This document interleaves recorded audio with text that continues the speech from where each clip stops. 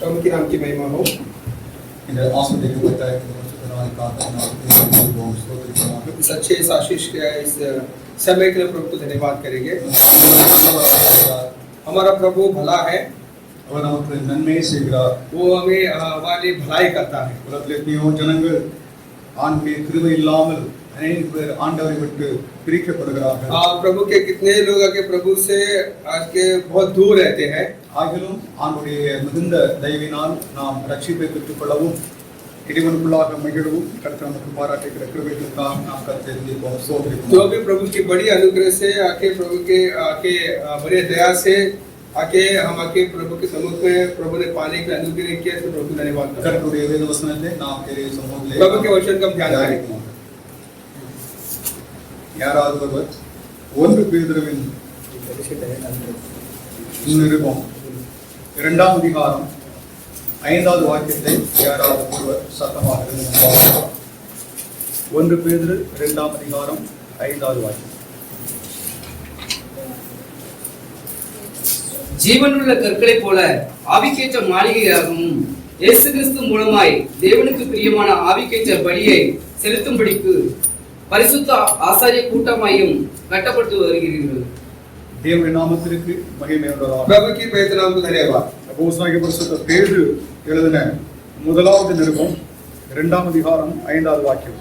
प्रेरित पौलुस ने पत्रस ने लिखी भी पहली खत 2रा अध्याय 5वां वचन। ஜீவனுள்ள கற்களைப் போல ஆவிக்கேற்ற மாளிகையாகவும் இயேசு கிறிஸ்துவின் மூலமாய் தேவனுக்கு பிரியமான ஆவிக்கேற்ற பலிகளை செலுத்தும்படிக்கு பரிசுத்த ஆசாரிய கூட்டமாகவும் கட்டப்பட்டு வருகிறீர்கள் என்று இங்கே பேதுரு எழுதுகிறார். आपका पत्रस इस प्रकार लिखता है कि तुम भी जिंदा पत्थरों की तरह आत्मिक घर बांधते जाते हो, ताकि जो आके याजकों का पवित्र फिरका बनकर ऐसा आत्मिक कुर्बानियां चढ़ाओ जो यीशु मसीह के वसीले से प्रभु के नजदीक आके वो आके आके आके आके उसे आके मकबूल ठहरे। உறுப்பினர்கள் சபையை எவ்வாறு கட்ட வேண்டும் கட்டுகிறார்கள் என்பதை நாம் இதிலே தியானிப்போமாக. आज के दिन जो है कलीसिया को किस तरीके से जो बांधा जाता है उसके बारे में देखें। கர்த்தருடைய ஜனங்கள் கர்த்தருடைய சபையை நாம் கட்ட வேண்டும். प्रभु के लोग प्रभु का आके कलीसिया को बांधना है। எப்படி நாம் இருந்தோம் என்றால் நாம் கட்டுகிறோம் என்று சொல்லி வேதம் நமக்கு போதிக்கிறது என்பதை நாம் தியானிப்போமாக. हम कैसे रहने से आके प्रभु की कलीसिया को हम बांधते हैं करके इसके बारे में हम देखेंगे। மறைந்திருக்கும் உலகளாவிய திருச்சபையின் ஒரு பகுதியாக நாம் இருக்கிறோம். छिपी हुई कलीसिया का एक भाग है हम। நாம் அதாவது உள்ளூர் சபையாக நாம் இருக்கிறோம். अब के जो अंदर के कलीसिया के भाग है। தேவன் தம்முடைய மகிமையினால் प्रभु अपने महिमा से நம்மை முற்றிலுமாக நம்மை ஏதாவது மாற்றி அமைத்து हमें पूरी तरह से बदलकर இயேசு கிறிஸ்துவின் பலியின் மூலமாக நாம் மீட்கப்பட்டிருக்கிறோம் என்ற உண்மையை நாம் அதாவது விசுவாசிக்கிறோம். एक बात को हमें यकीन करना है और मानना है कि यीशु मसीह के बलिदान के जरिए हम आके कबूल किए गए। தேவன் தம்முடைய மகிமையினாலே நம்மை ஏதாவது மாற்றி அமைத்திருக்கிறார். प्रभु अपने महिमा से हमें आके बदलवा दिया। உலகத்தார்களைப் போல் நாம் அதாவது இல்லை. हम आके दुनिया के लोगों जैसे नहीं है। இயேசு கிறிஸ்துவின் பலியின் மூலமாக நாம் மீட்கப்பட்டிருக்கிறோம் என்பதை நாம் அதாவது விசுவாசிக்க வேண்டும். ये बात पर विश्वास करना कि प्रभु यीशु के बलिदान से आके छुड़ाए गए। அவராலே அல்லாமல் ரட்சிப்பு இல்லை என்று வேதம் நமக்கு தெளிவாக போதிக்கிறது. बाइबल हमें साफ-साफ बताती है कि उसके अलावा और किसी से उद्धार नहीं है। காணுகிற உலகம் जो दुनिया देखते हैं ஒரு ஆரோக்கியமான ஒரு திருச்சபையினதாவது சாட்சிதா சொல்லுகிறதாக இருக்க வேண்டும். एक अच्छे जो आके तंदुरुस्त आके गवाही देने वाला होना चाहिए। உலகம் நம்ம ஏதாவது பார்த்து கொண்டிருக்கிறது. दुनिया में देखती है। தேவனுடைய சபை ஒரு ஆரோக்கியமான சபையாக நாம் ஏதாவது திகழ வேண்டும் என்றால் एक तंदुरुस्त कलीसिया रहना होना है तो நாம் எப்படி ஏதாவது சபையை நாம் ஏதாவது கட்டி எழுப்புவது, எப்படி உருவாக்குவது, எப்படி நாம் இருந்தோம் என்றால் சபை கட்டப்படுகிறது என்பதை நாம் அறிய வேண்டும். हम आके ये जाना कि हम किस तरीके से उस कलीसिया को बांध सकते हैं करके। ஒவ்வொரு உறுப்பினர்களும் हर एक अंग கட்டுமான பணியாளர்களாக उस जो के बांध काम में தங்களை ஏதாவது முற்றிலுமாக சபைக்கு ஏதாவது ஒப்பு கொடுக்க வேண்டும் என்று சொல்லி ஆண்டவர் நமக்கு சொல்லுகிறார். என்னுடைய பிள்ளைகளாக இருக்கிற நாம் சபை நாம் எல்லாரும் சேர்ந்து தான் அதால் கட்ட முடியும். हम एकजुट मिलकर ही कलीसिया को बांध सकते हैं। ஊழியர்கள் மாத்திரம் அதால் சபை அதால் கட்டுகிறது இல்லை. सिर्फ कलीसिया को सिर्फ सेवा के लिए बांधना, இயேசுவோடு சேர்ந்து பூமியிலே வாழுகிற உள்ளூர் சபை அதாவது லோக்கல் சர்ச் இந்த சபைதான் அதாவது ஆண்டவருடைய சபை அதாவது கட்டி எழுப்ப வேண்டும். इस इलाके की कलीसिया के लोग आके प्रभु की उस कलीसिया को बांधने में एकजुट होना। நாம் எப்படி இருந்தோம் நாம் அதாவது என்ன செய்கிறோம் என்பதை நாம் அதாவது அறிந்தோம் என்றால் हम क्या किया क्या कर रहे हैं कि इस बात से अगर अगर वाकिफ रहेंगे तो சபையானது கட்டப்பட்டதாக முன்னேறும் என்று சொல்லி வேதம் நமக்கு சில சத்தியங்களை போதிக்கிறது. कलीसिया के बांधा जाएगा और आगे बढ़ते जाएगा। மத்தேயு 16:18 मत्ती 16:18 ஆண்டவர் தம்முடைய உலகளாவிய சபையை கட்டுவேன் என்று சொல்லி அவர் வாக்குறுதி கொடுத்தார். विश्व कलीसिया को बांधने वाला है करके से वादा किया। அது உலகளாவியம் மறைந்திருக்கும் மகிமையான ஒரு தேவனுடைய சபையாகும். वो कैसा महिमा में कलीसिया जो है जो कि छिपी हुई है। பூமியிலே வெவ்வேறு தேசங்களிலே வெவ்வேறு கண்டங்களிலே दुनिया में हर एक खंड में வெவ்வேறு இடங்களிலே கர்த்தருடைய சபையினது பிரிவுகள் இருக்கிறது. हर एक कलीसिया है, हर एक कलीसिया में के अलग-अलग विभिन्न के हिस्सा भी है। அந்த சபைகள் ஒன்றுதான் தவறாக இருக்கலாம், வேறுதாவது இன்னொரு பக்கத்தில் பார்த்தோம் என்றால் சில பேர் சரியாக இருக்கலாம். एक तो कुछ कलीसिया के गलत भी हो सकती है और कुछ कलीसिया सही भी हो सकती है। சில சபைகளில் தவறான உபதேசங்களால் போதிக்கப்படலாம், और कुछ कलीसिया में गलत उपदेश दिया சில जाता है। சபைகளில் உண்மையான உபதேசங்களால் போதிக்கப்படலாம், और कुछ कलीसिया में सच्ची उपदेश दिया जाता है। தேவனுடைய பிள்ளைகளாக இருக்கிற நாம் பூமியிலே வாழ்கிறவர்கள் प्रभु के लोग हम जो दुनिया में जीते हैं, இவர்கள் யார் உண்மையானவர்கள் என்று ஆண்டவர் ஒருவருக்கே தான் தெரியும். प्रभु एक ही जानता है कि इसमें सच्ची कलीसिया कौन है। நம்முடைய ஏதாவது சபையில் ஏதாவது நமக்கு ஏதாவது பட்டியல் ரெஜிஸ்டர் ஏதாவது வைத்திருக்கலாம். हमारा कलीसिया रजिस्टर हो सकता அந்த है। ரெஜிஸ்டர்ல தான் எல்லாரும் மேலிருந்து கீழே வரைக்கும் தான் பேர் இருக்கும். उस रजिस्टर में सबका नाम भी ஆனால் होगा। உலகளாவிய ஏதாவது மறைந்திருக்கும் ஏதாவது அந்த சபையிலே தான் நம்முடைய பேர் இருக்காது. जो कि जो संसार जो कि दुनिया का जो कलीसिया जो छिपी हुई है उसका उनका नाम है। இங்கே தான் காணப்படுகிற சபையிலே தான் நம்முடைய பேர் தான் இல்லாமல் இருக்கலாம். एक वक्त हमारा नाम कि जो दिखाई देने वाला कलीसिया में नहीं होगा। ஆனால் ஆண்டவருடைய சமூகத்திலே ஏதாவது மறைந்திருக்கிறதா ஆண்டவருடைய சபையிலே நம்முடைய பேர்கள் தான் இருக்கலாம். क्या प्रभु के सम्मुख में जो है जो हमसे छुपी हुई जो कलीसिया जो है वहां पर एक तुम्हारा नाम हो सकता है। இந்த வேதத்தை கவனிக்கிறவர்கள் இந்த உண்மைதான் அறிவார்கள். इस बात से सच को जानते हैं उसके बारे में अच्छी तरह वाकिफ हैं। எபிரேயர் நிருபத்தில் ஏதாவது மறைந்திருக்கும் திருச்சபை குறித்து ஏதாவது ஒரு ஏதாவது வாக்கியம் ஏதாவது கொடுக்கப்பட்டிருக்கிறது. छुपी हुई कलीसिया के बारे में इब्रानी के उस खत में लिखी गई है। அதாவது பரம எருசலேமிடமாக நீங்கள் சேர்க்கப்பட்டிருக்கிறீர்கள் என்று சொல்லி ஏதாவது வேதம் சொல்கிறது. आसमानी यरूशलेम में आके पहुंचे हो। அப்படி என்றால் ஏதாவது மறைந்திருக்கும் ஏதாவது ஒரு பகுதி ஏதாவது தேவனுடைய சபை ஏதாவது ஆன்மீக ஏதாவது உலகளாவிய ஒரு சபை ஏதாவது இருக்கிறது. इसका मतलब है कि आत्मिक एक छुपी हुई कलीसिया जो है அந்த மெய்யான சபையோடு ஆண்டவருடைய சபை பூமியில் வாழ்கிற ஒரு நல்ல ஒரு சபை ஏதாவது சேர்க்கப்பட்டிருக்கிறது. वो सच्चे कलीसिया के साथ दुनिया में जो है जो कलीसिया के साथ क्या मिलना है। ஆதலால் ஒவ்வொரு உள்ளூர் சபைகளிலும் हर एक जो यहाँ की कलीसिया தேவனுடைய பிள்ளைகள் ஏதாவது உறுப்பினர்கள் प्रभु के कलीसिया के हर एक सदस्य கர்த்தருடைய சபை ஏதாவது கட்டுவதற்கு ஏதாவது அவர்கள் தங்களை ஏதாவது முற்றிலுமாக ஏதாவது ஒப்பு கொடுக்க வேண்டும் என்று சொல்லி ஆண்டவர் சொல்லுகிறார். उस कलीसिया के जो के बांध काम में अपने हर एक का योगदान होना चाहिए। ஒரு ஆரோக்கியமான திருச்சபை एक तंदुरुस्त कलीसिया கிறிஸ்துவின் சாட்சியாக வெளியிலாவது நாம் அதை காண்பிக்க வேண்டும். मसीह के लिए गवाही बनके के बाहर बताना। உலகம் ஏதாவது திருச்சபை ஏதாவது பார்க்கிறது, बाहर दुनिया कलीसिया को देखती है। நாம் ஏதாவது ஒரு ஆரோக்கியமான சபையாக இருக்கிறோம் என்றால் तंदुरुस्त कलीसिया है तो சபை கட்டப்படுவதற்கு என்னென்ன அவசியம் என்பதை நாம் கவனிப்போமாக. कलीसिया बांधने के लिए क्या क्या जरूरत है करके हम जानेंगे। உறுப்பினர்கள் அப்படி இருந்தால் ஏதாவது சபை ஏதாவது கட்டப்படுகிறது என்று அர்த்தமாகும். हर एक सदस्य ऐसा होगा तो कलीसिया बांधा जाता है। ஒன்று ஒழுங்காக நாம் வருகை தர வேண்டும் என்று சொல்லி வேதம் சொல்கிறது. ठीक तरीके से आमदनी देना है। எபிரேயர் 10:23 வாசித்து பாருங்கள். इब्रानी 10 से पढ़ सकते हैं। எபிரேயர் 10:23 இருந்து 10:30 நம்முடைய நம்பிக்கை அறிக்கையிடுகிறதில் அசைவில்லாமல் உறுதியாய் இருக்கிறார்கள். வாக்குத்தத்தம் பண்ணியவர் உண்மை உள்ளவராய் இருக்கிறார்கள்.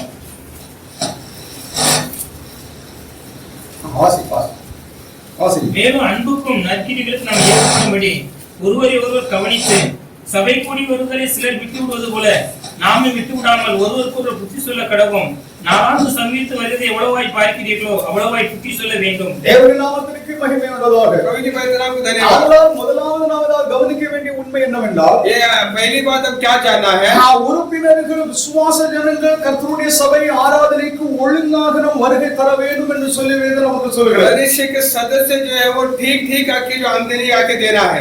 சிலர்கள் ஆராதனை ஏதாவது கூட்டங்கள் ஏதாவது அவர்கள் விட்டு விடுகிறார்கள். कुछ लोग आराधना को मिलना आके छोड़ देते हैं. அவர்கள் தன்னுடைய வாழ்க்கையில வெவ்வேறு ஏதாவது காரியங்களுக்காக ஏதாவது சில ஏதாவது முக்கியமான ஏதாவது காரியங்களுக்காக ஏதாவது ஆராதனை விட்டு விட்டு சென்று விடுகிறார்கள். अपने निजी आके काम के लिए आके चले जाते हैं. தேவனுடைய நாமத்திற்கு மகிமை உண்டாவதாக. प्रभु के नाम की महिमा हो. தேவனுடைய பிள்ளைகளாக இருக்கிற நாம் ஒருவருக்கு ஒருவர் प्रभु के हर एक अपने एक நாம் உற்சாகப்படுத்த வேண்டும் என்று சொல்லி ஆண்டவருடைய வேதம் एक उत्साह करना है. நாம் ஒருவருக்கு ஒருவர் நாம் உற்சாகப்படுத்த வேண்டும். दूसरे को उत्साह करना है. நாம் உற்சாகப்படுத்தவில்லை என்றால் சில நேரங்களில் ஏதாவது மக்கள் ஏதாவது வருவதை ஏதாவது விட்டு விடுவார்கள். अगर दूसरे को उत्साहित नहीं करेंगे तो वो कलिसिया आने में आके वो छोड़ देंगे. ஒருவர் உற்சாகம் உள்ளவர் தான் இன்னொருவரை ஏதாவது உற்சாகப்படுத்த வேண்டும். एक जो उत्साहित व्यक्ति जो दूसरे को उत्साह करना है. 24வது வசனத்தில் வாசித்து பாருங்கள். 24 के वचन से पढ़िए.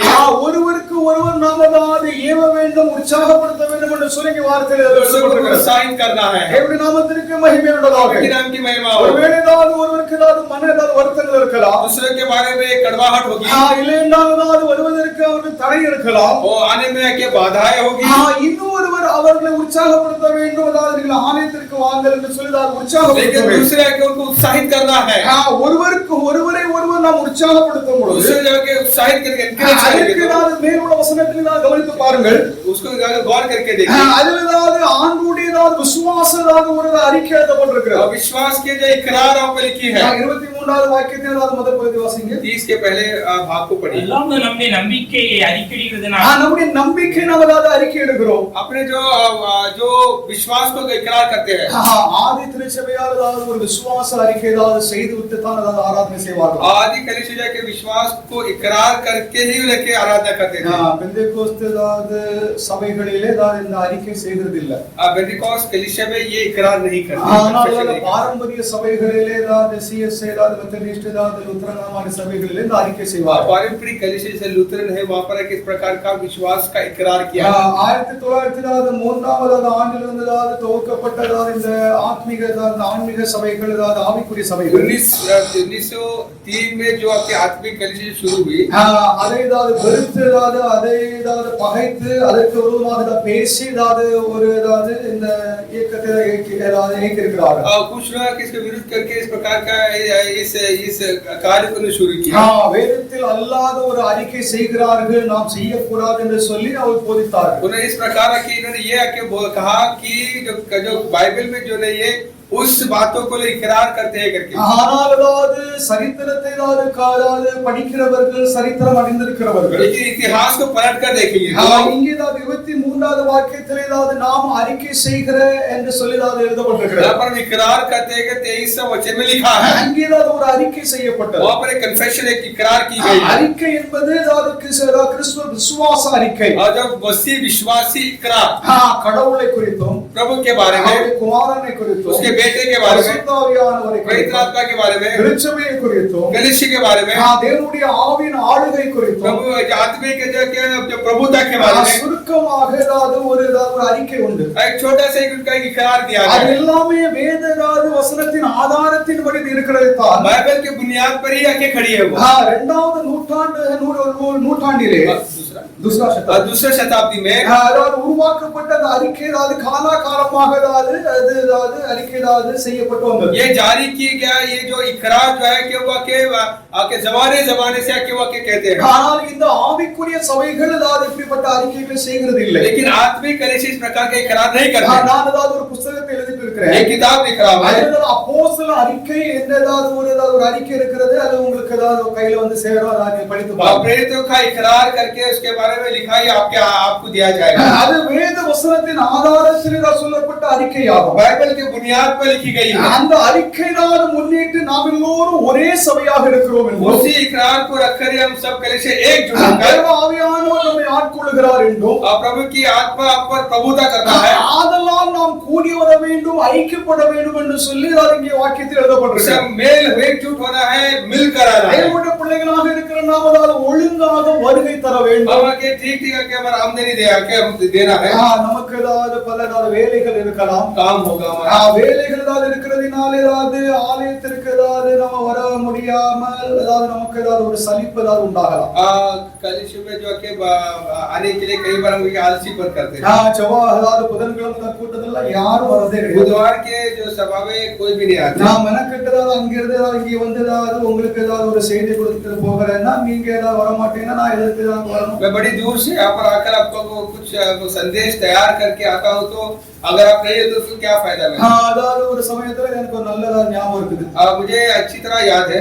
நம்ம ஏதாவது விசுவாசிகள் இருப்பார் நினைக்கிறவர் கீழே போயிட்டார் நினைக்கிறேன். हमारे विश्वास ஒரு அதாவது கூட்டம் ஆரம்பிச்சாச்சு. सब आपका जो अपना आराधना ஒரு ஆணும் வரல, एक भी नहीं आया. அதாவது பெண்களும் வரல, ना बहने आए, சகோதரர்களும் வரல, ना भाई लोग आए. நான் ஒரு சகோதரர் வந்தார். एक ही भाई आया. இவர் வந்து அதாவது பார்த்துக்கிட்டே இருக்காரு, मुझे देखते रहे. யாரும் வரல, कोई नहीं आया. இவர் பாஸ்டர் வந்து அது ஆராதனை நடத்துவாரா நடத்த மாட்டாரா ये पास्टर चलाएंगे या नहीं அப்படின்னு பார்த்துக்கிட்டே இருக்காரு. ऐसा देखते रहे. நான் அதாவது வழக்கமாக நம்முடைய ஆராதனை எப்படி நடக்கிறது, அதாவது பாடல் ஏதாவது படித்து ஏதாவது கர்த்தருடைய ஏதாவது செய்தி கொடுக்கறதுக்கு நான் ஆயத்தப்பட்டு வந்திருந்தேன். நான் அதை கொடுப்பேன். मैं हमेशा जैसा कि प्रभु के संदेश आके पूरा तैयार करके அந்த கூட்டத்துல அந்த ஒருவர் தான் இருந்தார். उस पूरे आके जो सभा में एक ही அவரை தவிர வேற யாருமே இல்லை. और कोई भी नहीं. ஏன் வரலன்னு சொல்லிட்டு அதாவது நான் அதாவது கேள்வி கேட்கறத காட்டுறேன். अब मैं ये सवाल पूछने के बजाय தேவனுடைய ஆவியானவர் நம்மை ஏதாவது ஏற்கவில்லையா? प्रभु की आत्मा के उत्साहित नहीं किया.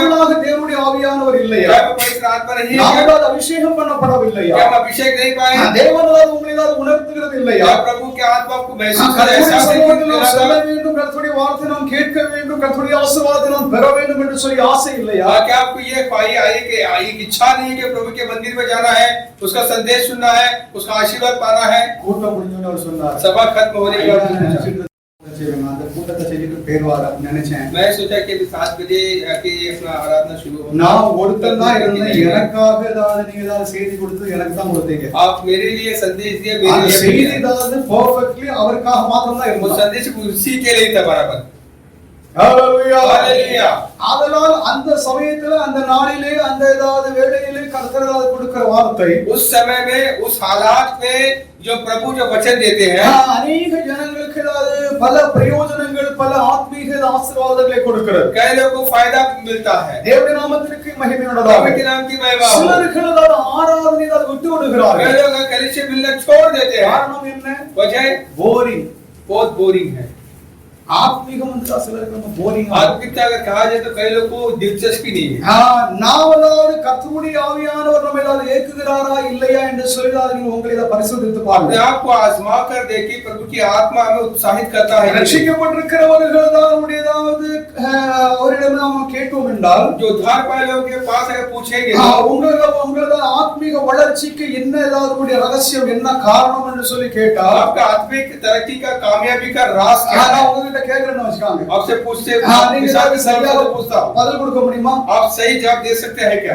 ஒரு ஏதாவது ஊழியக்காரனிடம் ஏதாவது இன்டர்வியூ கேட்கறாங்க. एक सेवक से इस प्रकार जाके इंटरव्यू लिया, ஐயா நீங்க வந்து இவ்வளவு வளர்ச்சியா இருக்கிறீங்க, இவ்வளவு மெச்சூரா இருக்கிறீங்க, இதோட காரணம் ரகசியம் என்ன? इस मुलाकात में उनसे ये सवाल पूछा कि आप इस आत्मिक में इतना बड़े इतना तरक्की के इसका राज क्या है? வேற ஒண்ணும் இல்லை, कुछ नहीं. நான் அதாவது கர்த்தருடைய சமூகத்துல என்னாலும் அதாவது ஜெபிக்கிறேன். எனக்கு வேலை உண்டு, I am a great officer. मैं बड़ा एक ऑफिसर हूं, एक अफसर में एक ऑफिसर की நான் கர்த்தருடைய சமூகத்துல ஏதாவது காத்திருந்து ஜெபிக்கிறேன். लेकिन जब भी मुझे समय मिलता है प्रभु के सम्मुख में रहता हूं, வேதத்தை ஆராய்கிறேன், बाइबल को खोज करता हूं. கேட்கிறதாத கேள்விக்கு இதான் பதில். सवाल का यही जवाब. தேவனுடைய பிள்ளைகளாக இருக்கிறோம், प्रभु के लोग நாம் கூடி வருகிறது எதற்காக கூடி हम வருகிறோம்? मिलकर आते क्यों आते हैं? தேவனுடைய ஜனங்கள் சபை கூடி வரும்போது நம்மத்திலே தேவன் பிரசன்னமாகிறார். जब प्रभु के लोग मिलकर आते तो प्रभु आप उपस्थित होते हैं. தேவன் தம்முடைய சித்தத்தை வெளிப்படுத்துகிறார். अपनी मर्जी को जाहिर करता நாம் है. பலவிதமான கலக்கங்கள் பல பாரங்கள் பல கவலைகளில் நமக்கு இருக்கலாம். हम डर में घबराहट में होंगे. அந்த சமயத்திலே கர்த்தரால் உங்களுக்கு கொடுக்கிற வார்த்தை ऐसे हालात में जो प्रभु देता है, உங்களுக்கு ஆறுதல் அளிக்கும், आपको तसल्ली देता है, ஆசீர்வதிக்கும், आपको आशीष करता உங்களை है, பலப்படுத்தும். आपको हिम्मत देता இது है। அன்றைய தினத்திலே வரவில்லை என்றால் आप उस दिन नहीं आए तो அன்றைய தினத்திலே கர்த்தரால் கொடுக்கிற அந்த நன்மையை நீங்கள் அதை பெற்றுக் கொள்ளாமல் தான் இருந்து விடுவீர்கள். आपको जो प्रभु जो रखा हुआ आशीर्वाद को आप आके नहीं पाए हो। தேவனுடைய நாமத்திற்கு மகிமை உண்டாவதாக. प्रभु के नाम की महिमा हो। நாம் அதாவது ஒழுங்காக நாம் வருகை தர வேண்டும் என்று சொல்லி ஆண்டவருடைய வேதம் சொல்கிறது. ठीक है, वक्त को देना है प्रभु। ஆதி திருச்சபையில் சிலர்கள் அதாவது கூடுகை வருகை அதாவது விட்டு விட்டார்கள் என்று சொல்லி அது இங்கே அது எழுதப்பட்டிருக்கிறது. प्राचीन कलीसिया में कुछ लोग प्रभु के कलीसिया में मिलना छोड़ दिए। அதில் இன்னொரு காரியம் என்னென்றால் நாம் அதாவது ஒருவருக்கு ஒருவர் புத்தி சொல்ல வேண்டும். एक दूसरे का क्या बस आके सलाह देना है। ஒருவருக்கு ஏதாவது அவருடைய வாழ்க்கையில் ஏதாவது சில பிரச்சனைகள் ஏதாவது இருக்கிறது என்று நாம் கேள்விப்படுகிறோம். हम एक व्यक्ति के बारे में आप सुनते हैं कि वो इस समस्या में है। நாம் அதாவது அவர்களுக்கு ஏதாவது கர்த்தருடைய வசனத்தை சொல்ல நமது ஆலோசனை நமது ஒரு ஆறுதல் நம்ம சொல்ல வேண்டும். हम उनको मिलकर प्रभु के वचन को देना है, उनको सलाह देना है। 25வது வாக்கியத்தில் 2 முறை 25वां वचन में 2 बार புத்தி சொல்ல வேண்டும் என்று சொல்லி மறுபடியும் எழுதப்பட்டிருக்கு. समझाना है 2 बार लिखा है। தேவனுடைய நாமத்திற்கு மகிமை உண்டாவதாக. प्रभु के नाम की महिमा हो। ஆதலால் தேவனுடைய பிள்ளைகளாக இருக்கிற நாம் प्रभु के लोग हम வருகை தருவதை நாம் அதாவது நாம் ரெகுலராக வைத்துக் கொண்டோம் என்றால் बात को देने में अगर हम ठीक रहेंगे तो சபையானது கட்டப்படும், சபையால் கட்டப்பட்டதாக சொல்லும். कलीसिया बांधा जाएगा, कलीसिया तरक्की पाएगा। தேவனுடைய சபையால் கட்டுவதால் கிறிஸ்து தான் நம்முடைய சபையை கட்டுகிறார். कलीसिया को जब बांधता है तो मसीह ही बांधता யாரை है। கொண்டு கட்டுகிறார் என்றால் किसे लेकर बांधता है? சபை காணப்படுகிறது உறுப்பினர்களை கொண்டு தான் அதாவது அவர் சபையை கட்டுகிறார். कलीसिया के सदस्य को लेकर ही प्रभु कलीसिया को बांधता है। கர்த்தருடைய ஆவியானவர் நம்மை தான் அபிஷேகித்திருக்கிறார் என்றால் प्रभु की आत्मा ने मसीह के अभिषेक किया था। நாம் மெய்யாகவே தேவனுடைய பிள்ளைகளாக இருக்கிறோம் என்றால் हम प्रभु के सच में ही प्रभु के लोग हैं तो நாம் கட்டப்பட்டு வளருவோம், நாமும் கட்டுவோம் என்பதா. हम आके बांधे जाएंगे, तरक्की पाएंगे। அப்போஸ்தலர் நடபடிகள் 2ஆம் அதிகாரம் 42வது வாக்கியத்தில் प्रेरित किताब 2:42 में அப்போஸ்தலர் 2:42 அவர்கள் அப்போஸ்தலருடைய உபதேசத்திலும் அந்யோன்யத்திலும் அவர்கள் அப்போஸ்தலருடைய உபதேசத்திலும் அந்யோன்யத்திலும் प्रेरितों के के उपदेश में और के मेल मिलाप में, அப்பம் பிற்குதலிலும் அற்பமல்லாத பிட்களிலும் रोटी तोड़ने में, ஜெபம் பண்ணுதலிலும் உறுதியாய் தரித்திருந்தார்கள். ஜெபம் பண்ணுகிறதிலும் உறுதியாக தரித்திருந்தார்கள். और प्रार्थना में के मशगूल थे। ஆதி திருச்சபையினால் முழுவதாக ஒரு சரித்திரத்தை நான் இங்கே அடக்கப்பட்டிருக்கிறது. प्राचीन कलीसिया के पूरे अकीदे का इतिहास इसमें आके बसी हुई है। அப்போஸ்தலர் நடபடிகள் புத்தகம் प्रेरित की किताब 30-40 ஆண்டுகள் சரித்திரம் அதாவது அங்கே அதாவது அந்த புத்தகத்தில் கொடுக்கப்பட்டிருக்கு. 30-40 साल का कलीसिया का इतिहास அப்ப लिखी 40-30 ஆண்டுகள் அதாவது அவர்கள் செய்ததனுடைய சாராம்சம் தான் இந்த வசனம். 30 और 40 साल में उन्होंने क्या किया उसे एक वचन में के पूरा के बताया। சபைதான் உருவாகின சமயத்தில் அதாவது அந்த நாளில் தான் எழுதப்பட்ட புத்தகம் அல்ல. आज जब कलीसिया शुरू हुई तभी लिखी हुई नहीं है। அதாவது 30 ஆண்டுகள் 40 ஆண்டுகள் தான் கடந்து சென்று விட்டது. 30-40 बरस बीत गए। 40 ஆண்டுகளாக தேவஜனங்கள் அப்போஸ்தலருடைய உபதேசத்திலும் 40 साल तक ये कलीसिया जो है कि प्रेरितों के उपदेश में அவரோடு உள்ள உறவிலும் और उनके रिश्ते में, அன்பிலும் प्यार में அவர்கள் அதாவது உறுதியாக தரித்திருந்தார்கள். தேவனுக்கு ஆராதனை செய்வதும் ஜெபிப்பதிலும் அதாவது உறுதியாக தரித்திருந்தார்கள். उसको मजबूत थे करके हम देखते हैं। தேவனுடைய நாமத்திற்கு மகிமை உண்டாவதாக. प्रभु के नाम की महिमा हो। நாம் அதாவது உற்சாகப்படுத்த வேண்டும், மற்றவர்களை நாம் அதாவது ஊக்குவிக்க வேண்டும். हम दूसरे को उत्साहित करना, उन्हें के जोश देना है। அன்பிற்கும் அதாவது நற்கிற்கும் அதாவது நாம் அதாவது அவர்களை ஏவ வேண்டும் என்று சொல்லி प्यार में उनका क्या उसके प्रकार का मजबूर करना है। எபிரேயர் 10ஆம் அதிகாரம் 24வது வாக்கியத்தில் इब्रानी 10:24 में நாம் ஒருவருக்கு ஒருவர் நாம் ஏவ வேண்டும், அவர்களை உற்சாகப்படுத்த வேண்டும், एक दूसरे को उत्साहित करना है। ஆண்டவர் தம்முடைய சபையின் அதாவது உறுப்பினர்களுக்கு பிள்ளைகளுக்கு प्रभु अपने कलीसिया के जो सदस्य பல தாளந்துகளை கொடுத்திருக்கிறார். कई के टैलेंट हुनर दिया। அந்த தாளந்துகளை நாம் கர்த்தருடைய சபைக்காக நாம் பயன்படுத்த वो வேண்டும். हुनर को, वो टैलेंट को प्रभु के इस्तेमाल। அது 25வது வாக்கியத்தில் எழுதப்பட்டிருக்கிறது. 25 वचन में लिखा है। நமக்கு ஏதாவது நம்பிக்கை ஏதாவது நாம் ஏதாவது இருக்கிறது, அதை மற்றவர்களுக்கு நாம் ஊட்ட வேண்டும். हमको उम्मीद है, वो उम्मीद हम दूसरों को भी दें। அந்த நம்பிக்கை என்னவென்றால் वो उम्मीद भरोसा क्या है? ஆண்டவர் தான் வரப்போகிறார் प्रभु आने वाला है। என்பதை நாம் ஏதாவது அவர்களுக்கு நாம் ஏதாவது ஞாபகப்படுத்த ये வேண்டும். उम्मीद उनको जताना है। நமக்கு ஏதாவது ஒரு நம்பிக்கை இருக்கிறது, एक भरोसा है। மற்றவர்களுக்கு ஏதாவது நம்பிக்கை இருக்கிறதோ இல்லையோ அதை பற்றி நமக்கு கவலை இல்லை. दूसरे को वो आशा वो भरोसा है कि தேவனுடைய சபைக்கு ஒரு நம்பிக்கை இருக்கிறது. प्रभु की कलीसिया की அந்த भरोसा நம்பிக்கை है। என்னவென்றால் क्या है? கர்த்தருடைய சபைக்காக இயேசு கிறிஸ்து வரப்போகிறார். प्रभु की कलीसिया के यीशु आने वाले हैं। இயேசுவுடைய வருகைக்கு முன்னால் நடைபெற வேண்டிய அநேக காரியங்கள், சம்பவங்கள், நிகழ்ச்சிகள் இருக்கிறது. यीशु के आने के पहले कई घटनाएं जो घटना जरूरी है। அந்த நிகழ்ச்சிகள் நடைபெறாத ஒளியே அவர்தான் வருவதாக முடியாது. जब तक वो घटना नहीं घटेगी प्रभु यीशु नहीं आने वाले। ஆதலால் அந்த நம்பிக்கைக்கு நம்ம மற்றவர்களை ஏவ வேண்டும். उस भरोसे पर दूसरे को वाक्य को उत्साहित करे। ஆதி திருச்சபையார் எப்படித்தான் இருந்தார்கள்? प्राचीन कलीसिया ऐसे ही थी। அவர்கள் எல்லா தரப்பினர்களும் அந்த சபையில் இருந்தார்கள். हर तरफे के लोग, யூதர்கள் இருந்தார்கள், यहूदी थे, புறஜாதிகள் இருந்தார்கள், गैर कौम के लोग थे, கிரேக்கர்கள், ரோமர்கள், यूनानी थे, இன்னும் பல ஜாதிக்காரர்கள் சபையில் இருந்தார்கள். कई जाति के लोग भी थे। அவர்கள் எல்லோரும் ஒருமனப்பட்டவர்களாக ஒரே ஜனங்களாக இருந்தார்கள். सबके एक दिल होकर थे। தேவன் நாமத்திற்கு மகிமை உண்டாவதாக. आपके नाम की महिमा। அவர்களுடைய சில காரியங்களை நாம் கவனிக்கும் பொழுது उनकी कुछ बातों पर गौर करेंगे। அது ரொம்ப ஆச்சரியமாக இருக்கிறது. அவர்கள் எப்படி அப்படி இருந்தாங்கன்னு சொல்லி தெரியல. बड़े हैरान की बात हुई। கம்யூனிஸ்ட் காரணம் என்ன சொல்றாங்கன்னா, कम्युनिस्ट लोग क्या कहते हैं? சபை ஃபர்ஸ்ட் கம்யூனிசம் தான் அங்க இருந்தது. उनका कहना है कम्युनिज्म ही पहला था। கம்யூனிசம் என்றால் என்ன? कम्युनिज्म मतलब அங்கே ஏற்றத்தாழ்வு கிடையாது. वहाँ पर ऊंच नीच नहीं, அங்கே பணக்காரர் ஏழை கிடையாது. अमीर गरीब नहीं। பணக்காரன் என்பவர் ஏழைக்கு கொடுத்து உதவி ரெண்டு பேரும் ஈக்குவலாக இருக்கணும். अमीर जो है वो गरीबों को देखकर एक समान रहना है। அங்கே கேபிட்டலிசம் அங்கே கிடையாது. इस प्रकार का किसी का हुकूमत नहीं चल रहा। அங்கே சோஷியலிசம் எல்லோரும் ஒரே ஜனங்களாக ஒரே குடும்பமாக இருந்தார்கள் என்று சொல்லி கம்யூனிஸ்ட்காரர்கள் இந்த வாக்கியத்தை பயன்படுத்துகிறார்கள். सबके लिए आम थी, सबके लिए करके देखते हैं। ஆனால் காலப்போக்கிலே वक्त गुजरता है, இது சாத்தியப்படவில்லை. या कि वो नहीं अगर टिक पाया, அது ஆட்டோமேட்டிக்காக அவர்கள் கைவிட்டு விட்டார்கள் என்று சொல்லி நாம் சரித்திரத்திலே खुद को खुद होकर भूल गए करके इतिहास में देखते हैं। ஆகிலும் அப்போஸ்தலர்கள் இருக்கும் காலம் வரைக்கும் जब तक प्रेरित थे அவருடைய அதிகாரத்திலே उनके जो अधिकार में சபையெல்லாம் ஒன்றாக இருந்தது.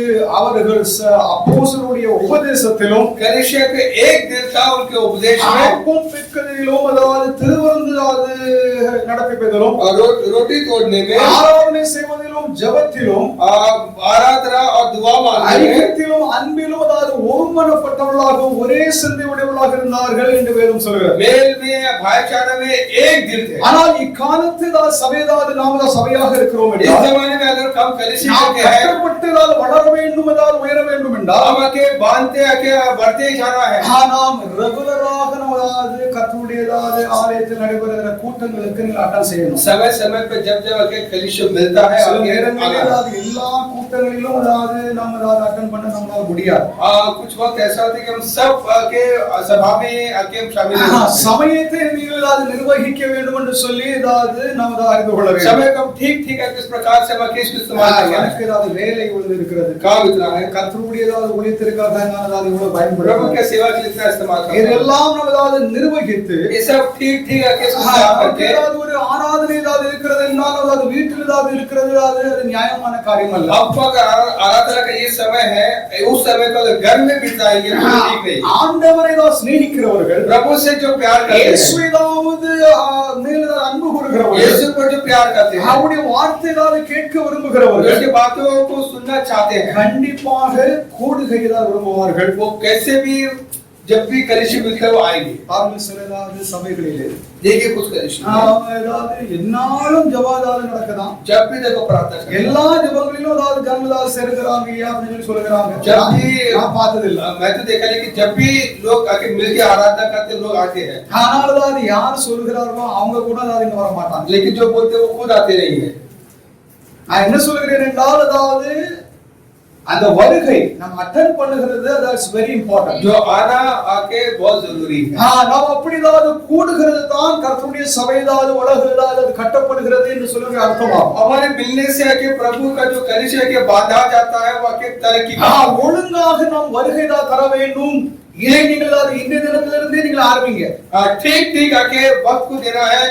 ஒரு பெரிய பாக்கியம், एक बड़ा सौभाग्य है प्रभु के सम्मुख। தாவீது அரசனதால் என்ன சொல்கிறார் என்றால், दाऊद राजा क्या कहते அவர் हैं? பெரிய அரசன், बड़ा राजा, தேசத்தை ஆளுகை செய்ய வேண்டும், सारे देश पर आके वो आके वो संभालता है। ஜனங்கள் ஏதாவது சண்டைகள் ஏதாவது சச்சரவு ஏதாவது அரசியல் காரியங்கள் பல ஏதாவது காரியங்களுக்காக அரசுகிட்ட வருவாங்க. लोगों के लड़ाई झगड़ा राजनीतिक बातों के लिए उसके पास जाते हैं. அவர் வந்து ஏதாவது நிவர்த்தி செய்ய வேண்டும். उससे भी आके उसको संभालना है.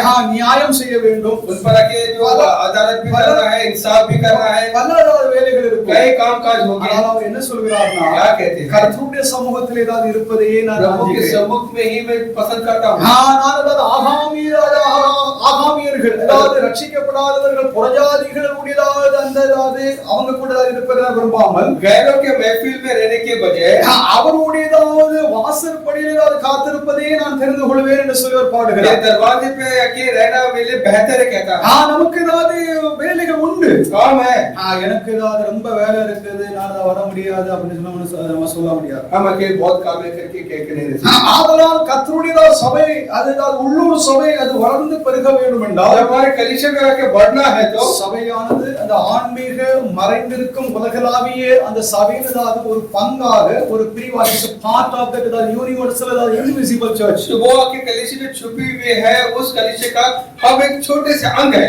நாம் அதாவது அந்த சபையோடு நாம் அதாவது என்னைக்கு நாம் சேர்க்கப்படுகிறோம் அதாவது காலம் வரைக்கும் जिस वक्त आके उस कलीसिया के साथ हम जुड़ेंगे நாம் ஒழுங்காக நம்ம அதாவது வருகை தர வேண்டும். அப்பொழுது கர்த்தருடைய சபையானது வராது. हम ठीक ठीक प्रभु को वक्त देना. தேவ நாமத்திற்கு மகிமை உண்டாவதாக. की महिमा.